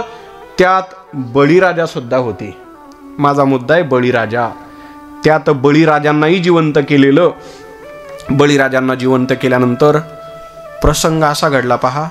गुरु महाराज बळीराजा विचारत होते, आता मी काय करू, यांना त्या ठिकाणी हरवण्याकरता मी काय करू. तुम्ही एकच करा, यज्ञ करा. नर्मदा मातेच्या किनाऱ्यावर यांनी विशाल यज्ञ केला राजा बळींनी. मग त्यामध्ये कोणाला काही दान द्या, कोणाला काही दान द्या, खूप दान दिलं. तर तेव्हा एवढं दान दिलं, दिल्याचा परिणाम त्रिभुवनामध्ये राज्य चालू झालं राजा बळींचं. स्वर्गावर राज्य चालू झालं कथा विस्ताराने. मग नंतर बोलता बोलता सगळे देवता पुन्हा भगवंताला शरण गेले आणि भगवंताने त्या ठिकाणी सगळ्यांना आशीर्वाद दिला, तुम्ही चिंता करू नका, आता परत मीच अवतार घेणारे. आणि मग या बळीराजाच्या दारामध्ये मागण्याकरता पहिले अवतार घ्यायचा. तर अदिती मातेच्या उदरी कश्यप ऋषी आणि अदिती माता यांच्या उदरी भगवंताने जो अवतार घेतला तो वामन अवतार. वामन अवतार बालवेशामध्ये सांगितलं गुरु बृहस्पतींनी. बस बाबा, आता या ठिकाणी कोणी काही भिक्षा म्हणून दिली, काही भरपूर दिलं. बळीराजाच्या दारात जायचंय मागण्याकरता. छत्री घेतलेली वामन रूप आपण फोटोमध्ये पाहतो. अशा रूपाने भगवान परमात्मा बळीराजाच्या दारात आले. बळीराजाने पाहिलं, जणू काय ती मूर्ती म्हणजे प्रत्यक्ष सूर्यनारायणी असं भगवंताचं तेज होतं. दारात परमात्मा उभे राहिले तर असं वाटत होतं प्रत्यक्ष सूर्य भगवंत आपल्या दारात उभे. काय पाहिजे बाबा तुम्हाला? बळीराजा दानी होता ना. काय पाहिजे? काहीच नाही. राजा, पदानी त्रीनी दैत्येंद्र, हे दैत्येंद्र, मला फक्त 3 पावलं जागा पाहिजे. अरे अरे अरे अरे, काय मागावं अजून पोराला कळत नाही म्हणे. काय मागावं इथं कळत नाही. अरे असं मागून घे की परत दुसऱ्या घरी जाण्याची गरज नको. अरे कोणा पुढं मागतोय तू? राजा बळी या ठिकाणी आजपर्यंत कधीच कोणाला खाली हाताने परत केलेलं नाही. बाळा, अरे काहीतरी चांगलं माग बाबा. 3 पावलं काय जागा मागतो? नाही महाराज, मला फक्त आणि फक्त 3 पावलं जागा पाहिजे. राजाला त्या ठिकाणी थोडं वाईट वाटलं. लहाने बाळे, काय मागाव कळत नाही. अरे चांगलं मागून घे बाबा काहीतरी. नाही महाराज, देणाऱ्याने याचकाला जे पाहिजे तेच दिलं पाहिजे. याचकाला जे पाहिजे ते दिलं तर आनंद आहे. जे आवश्यक आहे तेच दिल्यानंतर तो आनंद काही आगळा वेगळा आहे. मला फक्त 3 पावलं जागा द्या. बरं बरं बरं, वाटल तिथं घे. 3च पावलं पाहिजे ना? वाटल तिथं घे. मी तसं घेत नाही, संकल्प सोडून घेतो. राजाला पुन्हा असं आलं, काय बाळ, 3 पावला करता संकल्प सोडून घ्यायचा? माझा नियम आहे, मी संकल्प केल्याशिवाय सोडल्याशिवाय दाम घेत नसतो. बरं ठीक आहे. गेले ते कमंडलूती झारी आणली, पाणी सोडायला लागले. तेवढ्यात शुक्राचार्य तिथे आली, दैत्यांचे गुरु. सावधान राजा, दान देऊ नको राजा, दान देऊ नको बाबा. माहिती का हे बालक साधारण नाही, जगाचा मालक, ब्रह्मांडाचा मालक तुझ्या दारामध्ये आज मागण्याकरता आलेलं आहे. हे काय मागून गेल सांगता येत नाही. राजा, दान देऊ नको. बळीराजा गुरु महाराजांना म्हणत, गुरु महाराज, जर जगाचा मालक आज माझ्या दारात उभा आहे तर इतिहासात लिहिल्या जाईल ब्रह्मांडाचा मालक होता पण बळीराजाच्या दारात मागण्याकरता उभा होता. भाग्य माझं की जगाचा मालक आज राजाकडे मागायला आलेला आहे. सगळ्यांना देणारा देव आहे पण बळीराजाला मागणारा सुद्धा देवच आहे. मग नंतर ऐकत नाही बळीराजा. मी पाणी सोडणार आहे गुरु महाराज. गुरूंना कुठं दम निघाला. राक्षसांचेच गुरु ते त्या कमंडलूत गेले. कमंडलूत जाऊन ज्या छिद्रातून पाणी खाली येत होतं की नाही, यांनी त्या छिद्रात जाऊन त्या ठिकाणी आडून घेतलं आणि पाणीच खाली येऊ देत नव्हते. देव म्हणत, राजा दान द्यायचं नाही का, सोड ना पाणी. देवा काय करू. बळीराजा सांगत, देवा मी काय करू, पाणीच खाली येत नाही छिद्रातून. राजा, काही अडकला असेल त्यात, काडी घे, आणि काही अडकला असेल तर काडी टोचून ते आतलं काढून घे. ती काडी घेतली तर अशी कडक काडी होती. आपण छत्रीचीच घ्या ना कडक, अशी कडक काडी त्या ठिकाणी वाळलेली काडी घेतली आणि बरोबर त्या छिद्रात काडी टोचली तर शुक्राचार्यांचा नेमकं त्या छिद्राच्या जवळ डोळा होता. डोळा काडी जशी टोचली तर एक डोळा आणि एक बुबुळ, ती काडी बरोबर डोळ्यात गेली आणि डोळा फुटला. का डोळा फुटला? आड आला म्हणून फोडीला डोळा. दान देत असताना आडवे आले म्हणून बळीने आंधळा शुक्र केला. दान देत असताना स्वतःचे गुरु आडवे आले तर एक डोळा फुटला तेव्हापासून. म्हणून या कथेतून एकच घ्या, कोणी कोणाला दान देताना आडवं येत जाऊ नये. स्वतःचे गुरु आडवे आले तर एक डोळा फुटला होता. इथं सप्ताह चालू आहे मायबापांनो, इथंही आपण आडवं येऊ नये कोणी कोणाला. दान देत असताना आडवं आल्याचा परिणाम एक डोळा फुटला, आणि तुम्ही जर आडवे आले त्यांचा तरी एकच डोळा फुटला, पण तुमचे ना दोन्ही डोळे गेल्याशिवाय राहणार नाही. म्हणून तुका म्हणे सत्य कर्मा व्हावे साह्य. तुका म्हणे सत्य कर्मा व्हावे साह्य.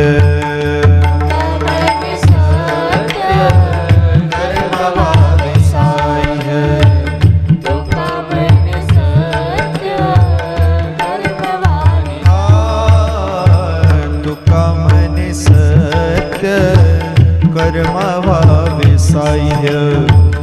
तुका म्हणे सत्य कर्मा व्हावे साह्य.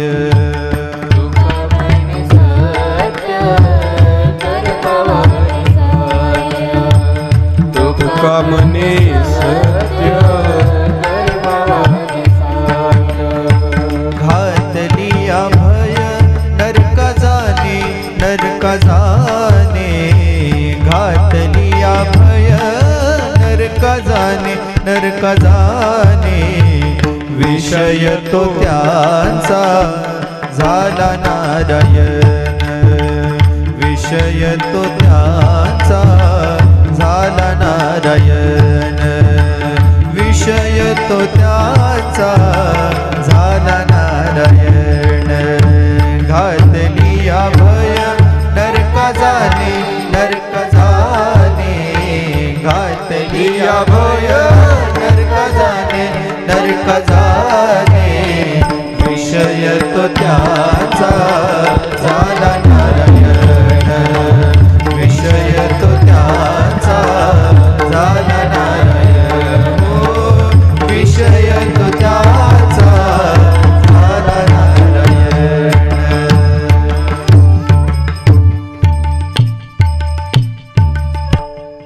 तुकोबाराई सांगतात, तुका म्हणे सत्य कर्मा व्हावे साह्य. माणसानं सत्य कर्माला साह्य व्हावं. किंवा तुकोबाराई सांगतात, जर यदा कदाचित आपल्याकडनं सत्यकर्म होत नसल तर त्याला साह्य करावं, आणि त्याला जर भीती घालत असेल तर घातलिया भय नरका जाणे. तुम्हाला नरकाशिवाय पर्याय नाही. चांगल्या कामाला साह्य करा. बळीराजा दान देत होता, पण स्वतःचे गुरु आडवे आले, डोळा फुटला. कथा विस्ताराने नंतर दान दिलं. 3 पावलं जागा मागून घेतली. एक पाय, एका पायानं खालचे 7 लोक व्यापून घेतली. आतल वितल सुतल तलातल रसातल महातल आणि पाताल. किती झाले? 7 म्हणा. 7 नाही, 7.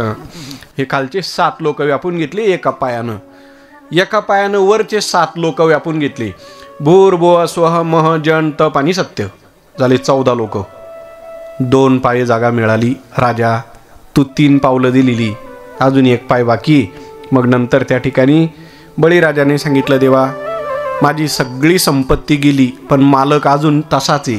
मग एक काम करा देवा, आता मस्तकावर पाय ठेवा. मस्तकावर पाय ठेवला आणि मस्तकावर जसा देवाने पाय ठेवला तर दोन पद्धतीने कथा सांगितल्या जाते की देवानी त्या ठिकाणी सुतल लोकात बळीराजाला घातलं. सुतल लोक, काही पाताळ लोकही सांगतात, पण खालच्या लोकात घातलेले गुले बाबा सांगायचे. सुतल लोकामध्ये बळीराजाला त्या ठिकाणी नेऊन पोचवलं आणि मग त्याच वेळेला त्या ठिकाणी तिथं खालच्या लोकात बळीराजाला जेव्हा सुतल लोकामध्ये नेलं, परमात्मा प्रसन्न झाले बळीराजावर. राजा, तू मला दिलं, आता मी तुला द्यायला तयार आहे. देव बोलले बरं का आता बळीराजाला, राजा आता तू मागून घे. देवा द्याल ना, पण अरे द्यायला तयार आहे. तर बळीराजानं मागितलं, देवा काहीच देऊ नको, फक्त एकच दे. तू माझ्या दारात जसा मागायला उभा होता ना, तर आता दारात असाच उभा राहा कायम. द्वारपाल बनून माझ्या दारात तू सदैव उभा राहा. काय मूर्ती दिसत होती देवा ती. तुम्ही दारात उभे होते, देवा आता मला येता जाता तुमचं दर्शन नको का, असंच राहता. आणि तुकोबाराय बोलले, तेव्हापासून भगवान परमात्मा द्वारपाळ बळी द्वारी झाला.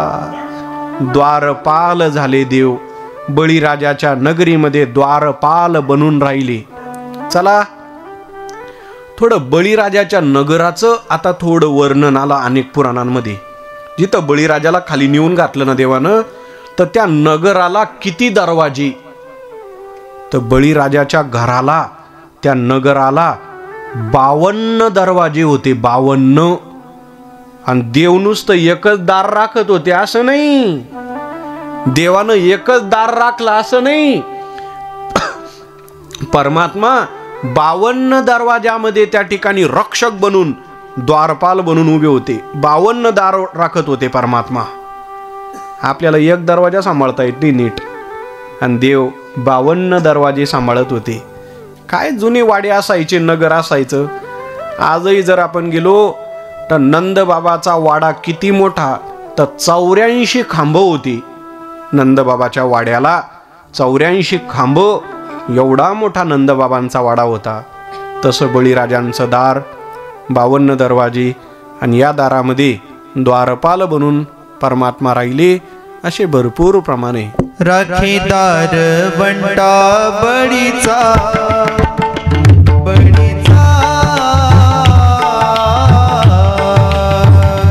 राखीदार वंटा बळीचा, बळीचा.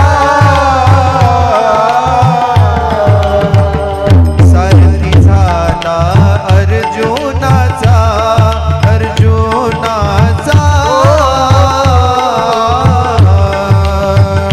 सारथी झाला अर्जुनाचा, अर्जुनाचा.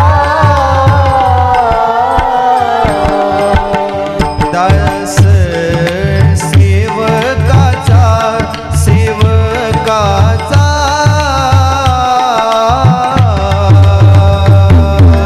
दास सेवकाचा, सेवकाचा.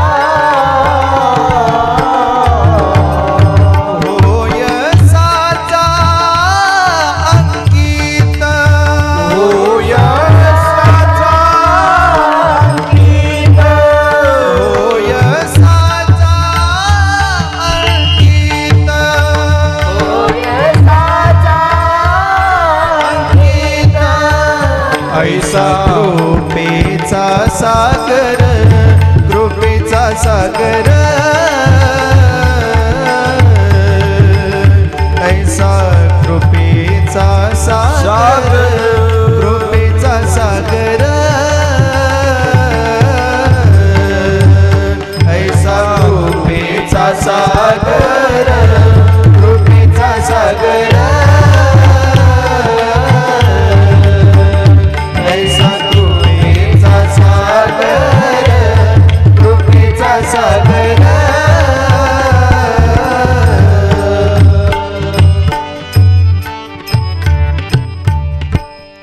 बळीराजाचं दार राखलं, असे कित्येक प्रमाणे गाथ्यामध्ये, नाटातलं प्रमाणे. राखे दार वंटा बळीचा, बळीचा.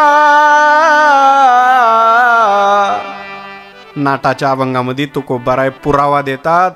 देव राखे दारवंटा बळीचा, बळीचा दारवंटा देव राखे. देवाने सांभाळलं, द्वारपाल बनून राहिली. आणि मग सगळंच पाहावं लागत होतं, कोण येतं कोण जातं, घरामध्ये सगळं देव पाहत होते. किती तत्परतेनं दार राखलं बळीराजाचं, कशी सेवा केली पा. थोडी उणीव नाही, थोडंही दारातून आले नाही. एक कथा आली परत पा, किती देव तत्परतेनं सेवा करत होते बळीराजाच्या दारामध्ये. देवानं थोडंही दार सोडलं नाही. म्हणजे कितीही कामं पडले तर देव दारातून काही हालत नव्हते. एकदा प्रसंग असा घडला, दुर्वास ऋषी काही महात्म्यांबरोबर चर्चा करत होते. का म्हणे, सगळ्यात तीर्थ पवित्र त्या काळात ते विचार करत कोणतं चांगलं. म्हटले गोमती तीर्थ. गोमती तीर्थ डोळ्यानं पाहिलं की पाप जातात. जसं चंद्रभागा डोळा देखील या, तसं तिथलंही असं वर्णन केलं. तीर्थ नवे गोमती मोक्ष घडे दर्शने. दर्शनाने माणसाचं पाप जातं, असं गोमती तीर्थ आहे. हे गोमती तीर्थ कोणत्या गावात आहे? हे जवळपास नैमिष अरण्यापासून 13 ते 14 किलोमीटरवर हे गोमती तीर्थ आहे. आणि तिथं त्या ठिकाणी हे गोमती तिथली नदीच जवळपास, गोमती नदी वाहणारी. मग एक काम करावं, त्यात जाऊन दुर्वासांना आंघोळ करावं वाटली. एकदा गेले दुर्वासांना आंघोळ केली. आता ते नेमकं नगरी ती कुशांच्या ताब्यात होती. कुश हा कोण? कुश लवकुशनी बरं का.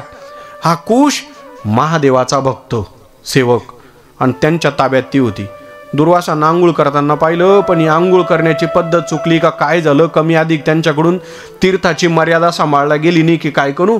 ते कुश नाराज झाले आणि त्या कुशांनी जसं दुर्वासा ऋषींचे केस धरले तर लागले फिरवायला, बदकन आपटत होते, मारायला लागले दुर्वासांना. दुर्वास ऋषी रागीट सगळ्यात, पण काहीच करता आलं नाही. शेवट दुर्वास ऋषी एकच करू, या कुशाचं नाव बदला घेण्याकरता आपण देवाला सांगितलं पाहिजे. आणि नंतर तेच दुर्वास ऋषी वैकुंठात गेले देवाकडे तक्रार सांगण्याकरता. पण पाहिलं तर वैकुंठात देव नव्हते.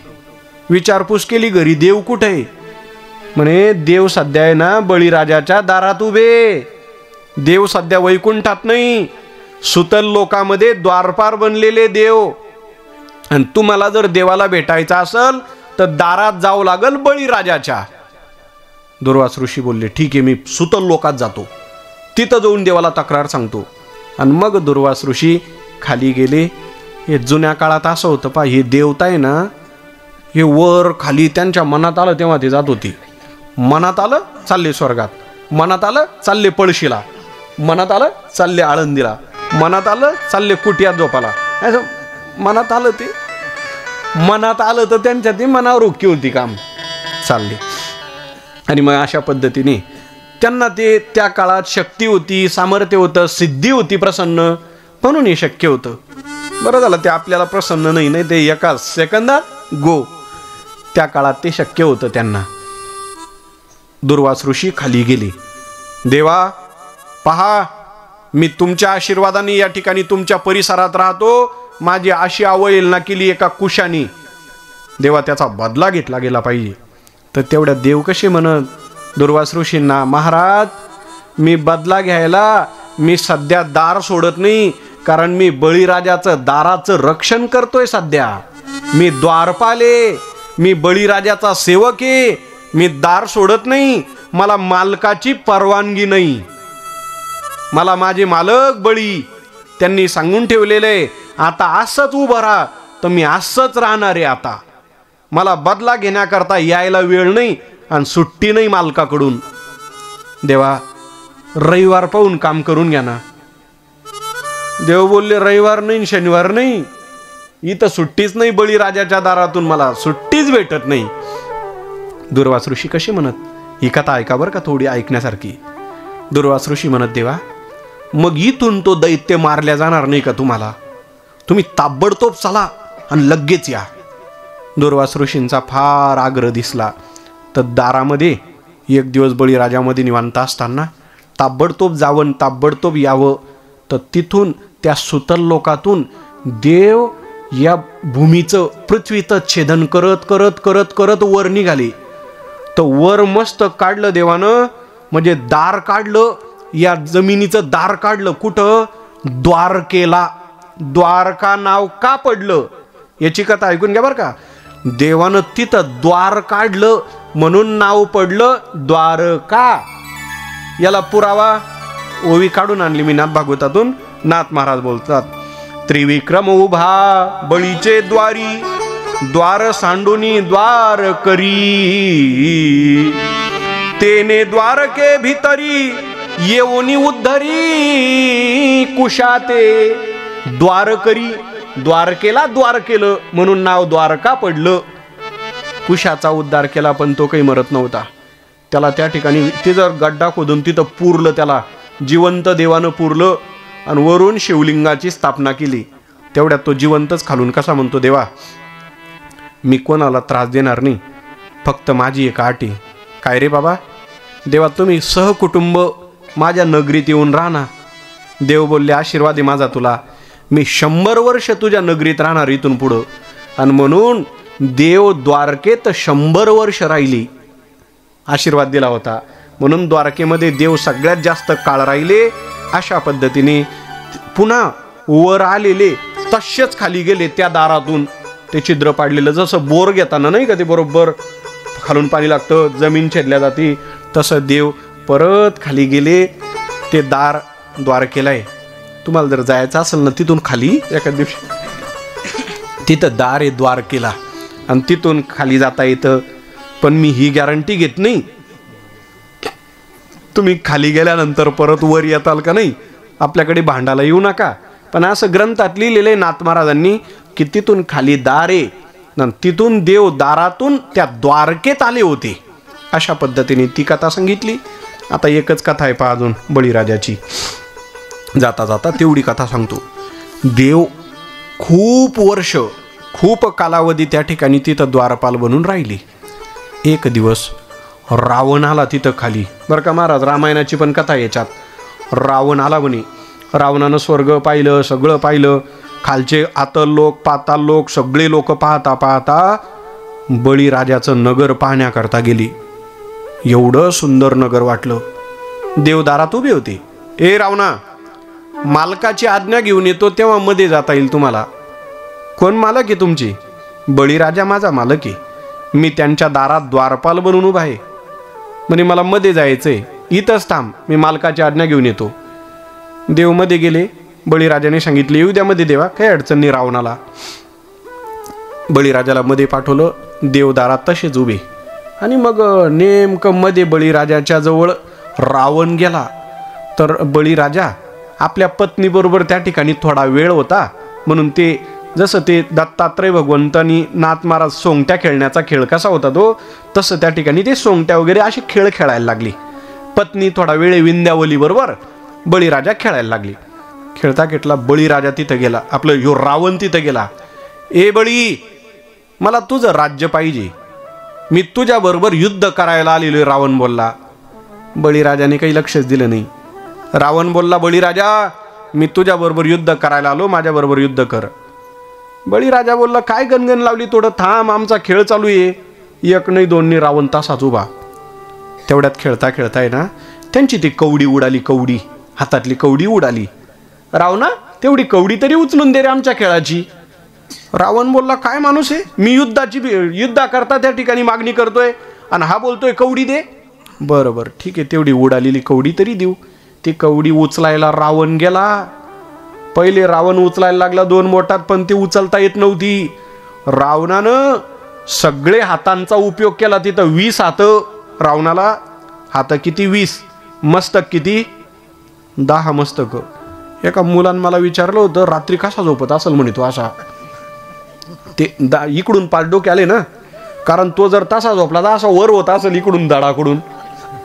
म्हणलं बाळा तू त्याची चिंता करू नको, त्याने ना असं गड्ड केलेलं असेल खाली आणि तेवढे असं त्याच्या परीनं तो झोपत असेल, झोपण्याची व्यवस्था त्याची असेल, तू कशाला ताण घेतो बाबा त्याचा.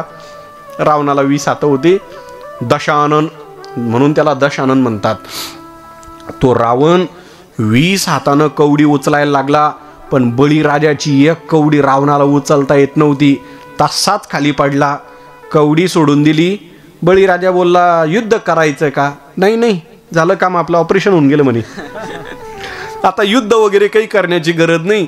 मला कळालं की कवडी जर एवढी जडे तर कवडीत खेळणारा बळीराजा किती बलवान असेल. रावणाने दर्शन घेतलं आणि बाहेर निघणार तर द्वारपाल उभा होता. प्रसाद घेतल्याशिवाय जाऊ नको. द्वारपाल बोलला, मी असं बाहेर जाऊ देणार नाही. लोटलं रावणाला मध्ये.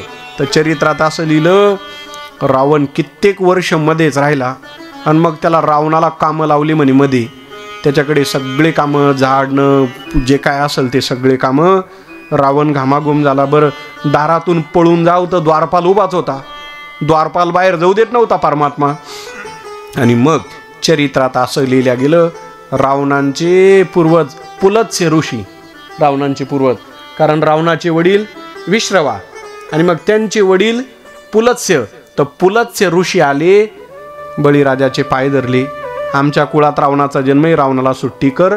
रावणाची सुट्टी केली आणि मग रावणाला तिथून बळीराजाच्या दारातून पुलत्स्य ऋषी घेऊन निघून गेले आणि परमात्मा त्या ठिकाणी तिथं द्वारपाल बनून राहिले. तुकोबाराय सांगतात, द्वारपाळ बळी द्वारी झाला. द्वारपाल बनून परमात्मा त्या ठिकाणी बळीच्या दारात अखंड उभे.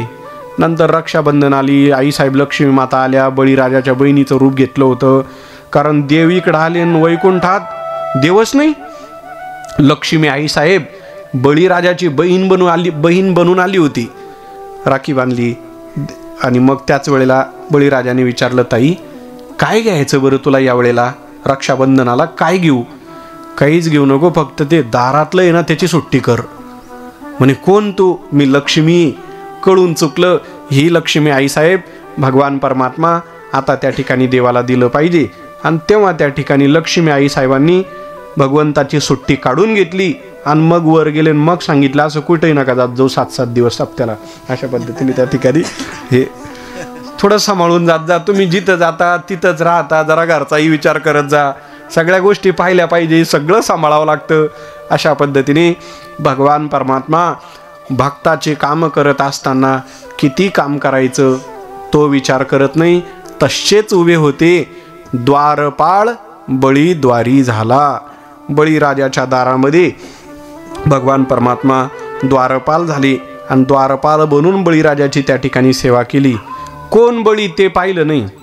खरं तर बळीचा वंश हा दैत्यांचा वंश आहे, पण देव उंचपणा पाहत नाही, नीचपणा पाहत नाही.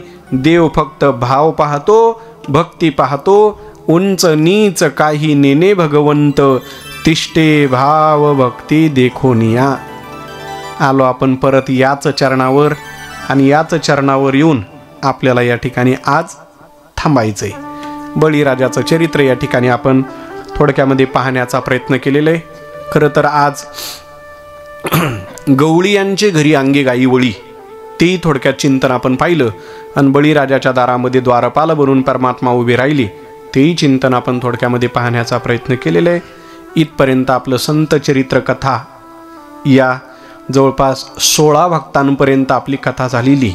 आपण धावत्या उगाममध्ये 1-2 भक्त घेतले आणि इथपर्यंत आपलं संत चरित्र या वर्षाला येऊन थांबलेलं आहे. या अभंगात 23 भक्त आहेत. 23 पैकी 16 झाले. अजून मला वाटतं आपले किती राहिले? मग 7 भक्त या ठिकाणी आपले अजून राहिलेले. आणि आता पहा, आपण नेमकं गाडी मुक्कामाला तिथं आणून सोडली.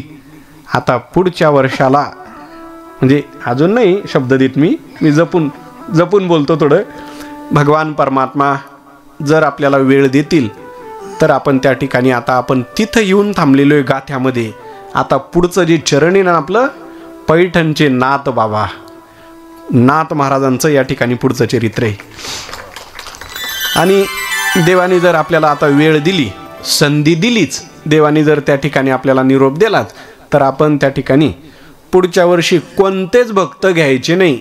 स्पेशल नाथ महाराजांचं विस्तारानं. मग त्यात पैठणचा इतिहास आला. नाथबाबांच्या अगोदर सुद्धा काही संतांचा अवतार पैठणमध्ये झालेला आहे. पैठणचा इतिहास, विद्वानांची भूमी, कोण कोण राहिलं पैठणमध्ये, हा सगळा पैठणचा इतिहास त्या ठिकाणी शास्त्रामध्ये आलेला आहे. आणि आता जे पुढचं चरण आहे आपलं, झालं द्वारपाळ बळीद्वारी झाला आणि पुढं एकोबाचे ऋण. एकोबाचे ऋण फेडे ऋषिकेशी, एकोबाचे ऋण फेडे ऋषिकेशी, एकोबाचे ऋण फेडे ऋषिकेशी, एकोबाचे ऋण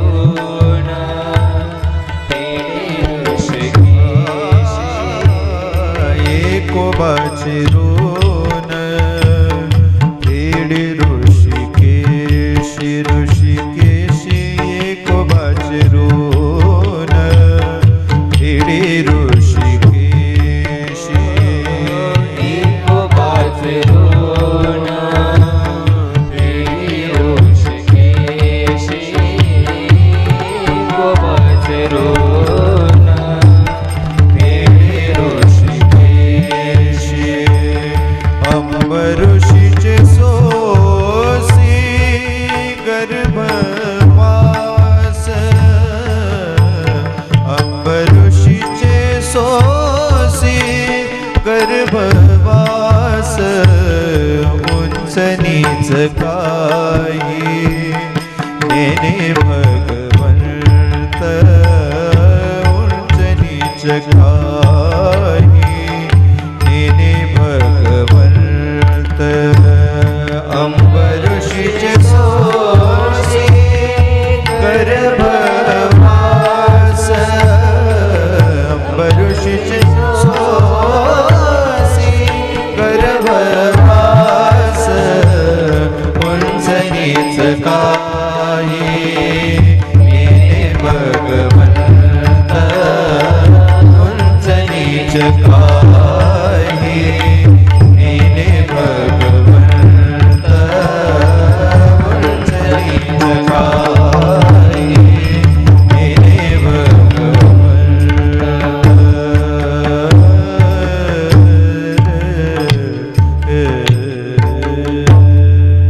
तुकोबाराय पुढच्या भक्तांचं त्या ठिकाणी उल्लेख करतात आपल्या क्रमबद्ध गाथ्यामध्ये. या अभंगामध्ये एकोबाची ऋण फेडी ऋषिकेशी. एकोबा म्हणजे नाथ महाराज. कशी बघा, जसं आपण तुकोबा, ज्ञानोबा, तसं एकोबा. एकोबाची ऋण फेडी ऋषिकेशी.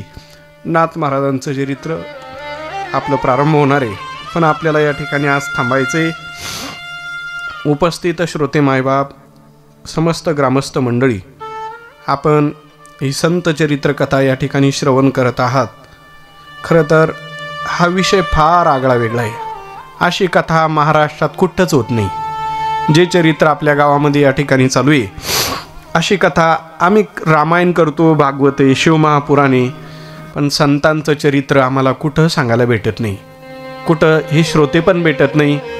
असे आपल्या गावातील सर्वच श्रोते मंडळी, वारकरी मंडळी, सप्ताहाची कमिटी मंडळी, मला वर्षभर तुमच्यामुळं या ग्रंथाच्या सान्निध्यात राहायला मिळतं. महाराजांचा फोन येतो मला, काय करता? तर मी सतत सांगत असतो, काही नाही महाराज, मी संत चरित्राचा अभ्यास करतो. तुमच्यामुळं त्या धाकानं का होईना मी गाथ्याच्या जवळ, या धाकानं का होईना मी ज्ञानेश्वरीच्या जवळ, या धाकानं का होईना की आपल्याला पुढच्या वर्षी कथा करायची, त्या धाकानं माणूस कायम अभ्यासात राहतो. माझा वेळ इतरत्र मी अजिबात व्हायला घालत नाही. माझे विद्यार्थी इथं बसलेले, मी 8-8 तास 9-9 तास अजूनही ग्रंथाच्या जवळ आहे. या माध्यमातून मला संत चरित्र काढता येतं. या माध्यमातून आपल्याला संतांच्या जवळ जाण्याचा योग येतो. जसं आपण अर्जुनांचं चरित्र पाहिलं, 5 दिवस आपलं अर्जुनांचं चरित्र चाललं प्रारंभी. काय आपण चरित्र सांगू शकतो, काय आपण या संत महात्म्यांचं चरित्र सांगू शकतो, पण काहीतरी दत्तात्रय भगवंताची कृपा, ज्ञानोबारायांची कृपा, तुकोबारायांची कृपा, नाथ महाराजांची कृपा, या संत महात्म्यांच्या कृपा आशीर्वादाने आपण ही संत चरित्रकथा, भक्त चरित्रकथा या ठिकाणी प्रतिवर्षी श्रवण करत असतो. हा आनंद काही आगळा वेगळा आहे. पहा, इथं आमचा विषय झाला इथं कसे 7 दिवस जातात हे काही कळत नाही. हे भक्तचरित्र आहे मायबापांनो. कसे 3 तास जातात आपले, 11 कसे वाजून जातात इथं वेळ आठवत नाही. सांगता सांगता दिवस त्या ठिकाणी 7 दिवस निघून गेले. गेल्या अनेक वर्षापासून आपण ही संत चरित्र कथा या ठिकाणी पाहतोय. त्या माध्यमातून आपण सर्वच ग्रामस्थ मंडळी या चरित्राकरता, संत चरित्र कथा श्रवण करण्याकरता या ठिकाणी उपस्थित राहिलात. वारकरी मंडळी, गावातील प्रतिष्ठित मंडळी, महिला मंडळ, पुरुष मंडळ, सर्वच भजनी मंडळी या ठिकाणी माझ्याकडनं आपण संत चरित्र कथा करून घेतली. करता करविता भगवान परमात्मा आहे. आम्ही निमित्त म्हणून आम्ही वारकरी संप्रदायाची सेवक आहे. ज्ञानोबारायांच्या, तुकोबारायांच्या या पायाचे आम्ही दास आहे. हे वारकरी संप्रदायाची सेवा करायची म्हणून या ठिकाणी या व्यासपीठावर येण्याचा योग येतो.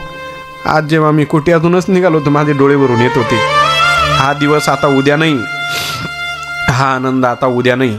कारण महाराष्ट्रात फिरत असताना भरपूर कथा कीर्तनाच्या माध्यमातून खूप कार्यक्रम आहे, पण असा आनंद नाही कुठे. जो पळशीत आनंद येतो, जो संत चरित्र कथा सांगण्यात आनंद येतो, तो इतर महाराष्ट्रात आम्हाला कुठंच आनंद भेटत नाही. असा आनंद, हा एकांत, असा एकांत नाही बरं, एवढा एकांत, एवढं त्या ठिकाणी टाचणी पडल तरी आवाज, अशी शांतता, एक मनानं आपण ही संत चरित्र कथा या ठिकाणी श्रवण करतोय. आणि परत मी कथा करतो इथं, याला कारण मला दिलेली तेवढी मोकळकी. महाराज तुम्ही सांगा, फक्त अर्जुनाचं चरित्र तुम्हाला जेवढ्या दिवस सांगता येईल तेवढं सांगा. उलट ही मंडळी सांगत असतात, दादाराव महाराज वगैरे, महाराज तुमच्या मनात आलं तर तुम्ही एक भक्त का सांगा ना. एवढी मोकळकी एकदम. म्हणजे इथं आल्यानंतर मी महाराजांना बोललो, इथं आलं म्हणजे जणू काय एखादी लेक आपल्या माहेरला जाते आणि एकदम निवांत राहते, तसं महाराज मी पळशीत आल्यानंतर लेकीसारखंच राहतो. मला इथं कोणतीच चिंता नाही. मला पाहिजे तसं इथलं वातावरण. मी एकांत प्रिय माणूस आहे. मला थोडं एकांत पाहिजे. तो एकांत मला या ठिकाणी प्राप्त होतो. माझ्या चिंतनाच्या माध्यमातून मला तेवढा वेळही या ठिकाणी उपलब्ध होतो. अशी सगळी मंडळी या ठिकाणी, समस्त ग्रामस्थ मंडळी, पळशीकर उपस्थित, हरिभक्तपरायण आमचे परमस्नेही दादाराव महाराज, महाराजांची 7 दिवस या ठिकाणी उपस्थिती राहिली. हरिभक्तपरायण आम्ही सदैव बरोबर आहे. रात्रंदिवस अखंड आम्ही एकमेकाला सोडून कधी वर्षभर राहत नाही. आमचे विष्णू महाराज, काय भाग्य आमचं की अशी माणसं आम्हाला लाभली. आमचं भाग्य अशी वारकरी मंडळी आम्हाला या ठिकाणी लाभली. गुणवान भरपूर आहे महाराष्ट्रामध्ये, पण अशी वारकरी मंडळी नाही. काहीतरी असा जीव मिळाला की आता मलाही त्यांच्या वाचून करमत नाही आणि त्यांनाही माझ्या वाचून करमत नाही. अशी मंडळी या ठिकाणी मला लाभली. ज्ञानोबाराय तुकोबारायांना विनंती करेल, मरेपर्यंत फक्त आम्ही एकाच व्यासपीठावर राहावं. शेवटपर्यंत आम्ही एकाच व्यासपीठावर या ठिकाणी राहावं आणि वारकरी संप्रदायाची सेवा या ठिकाणी करत राहावी. असे काही प्रेमाचे संबंध आहे, जिव्हाळ्याचे संबंध आहे. विष्णू महाराज, महाराजांची सुद्धा या ठिकाणी उपस्थिती आहे. हरिभक्तपरायण आमचे परमस्नेही नारायण महाराज, महाराजांची सुद्धा या ठिकाणी उपस्थिती. हरिभक्तपरायण आमचे तबलावादक राजू महाराज, महाराजांची सुद्धा या ठिकाणी उपस्थिती. हरिभक्तपरायण आमचे किशोर महाराज, महाराजांची सुद्धा या ठिकाणी उपस्थिती आहे. सर्व विद्यार्थी मंडळी, आमचे बंडू महाराज, आमचे साहेब आले, आमचे भागवत भाऊ, या सगळ्या मंडळींची या ठिकाणी उपस्थिती आहे. पुनश्च एकदा उपस्थित महिला मंडळ, पुरुष मंडळ, जाता जाता सगळ्यांसमोर एकदा पदर पसरतो. आपण ही जी मला संधी देतात, 7 दिवस बोलावं लागतं. बोलण्याच्या ओघामध्ये कमी अधिक एखादा शब्द वेडा वाकडा निघाला असेल, या लेकराचे बुद्धीचे दोष म्हणून त्या ठिकाणी सोडून द्या. आणि जे काही योग्य असतील ते ज्ञानोबाराय, तुकोबाराय, माझे गुरुवर्य नवले महाराज, महाराजांनी दिलेली मला सद्बुद्धी, आणि म्हणून या ठिकाणी संत चरित्र कथा सांगण्याचा हा धाडस या ठिकाणी करतोय. असेच आशीर्वाद आपले आम्हाला असावे आणि आमच्याकडनं अशीच वारकरी संप्रदायाची ही सेवा घडावी. सेवक बनूनच या ठिकाणी, आणि परत ज्ञानोबाराय, तुकोबाराय, गात्याची सेवा, ज्ञानेश्वरीची सेवा घडावी. जीवनात बरोबर काही येत नाही. नामचिंतन घडावं, वारकरी संप्रदायाची सेवा घडावी, एवढीच विनंती सर्व श्रोते मायबापांकडे या ठिकाणी करूया. भगवान दत्तात्रयांची सेवा या ठिकाणी आपल्या हातून दरवर्षी प्रतिवर्षाप्रमाणे दत्त जयंतीच्या निमित्ताने ही सेवा या ठिकाणी चालू आहे. अधिक वेळ न घालवता आपण या ठिकाणी आज वेळ आपली झालेली. आता उर्वरित सूचना. ज्ञानोबा राया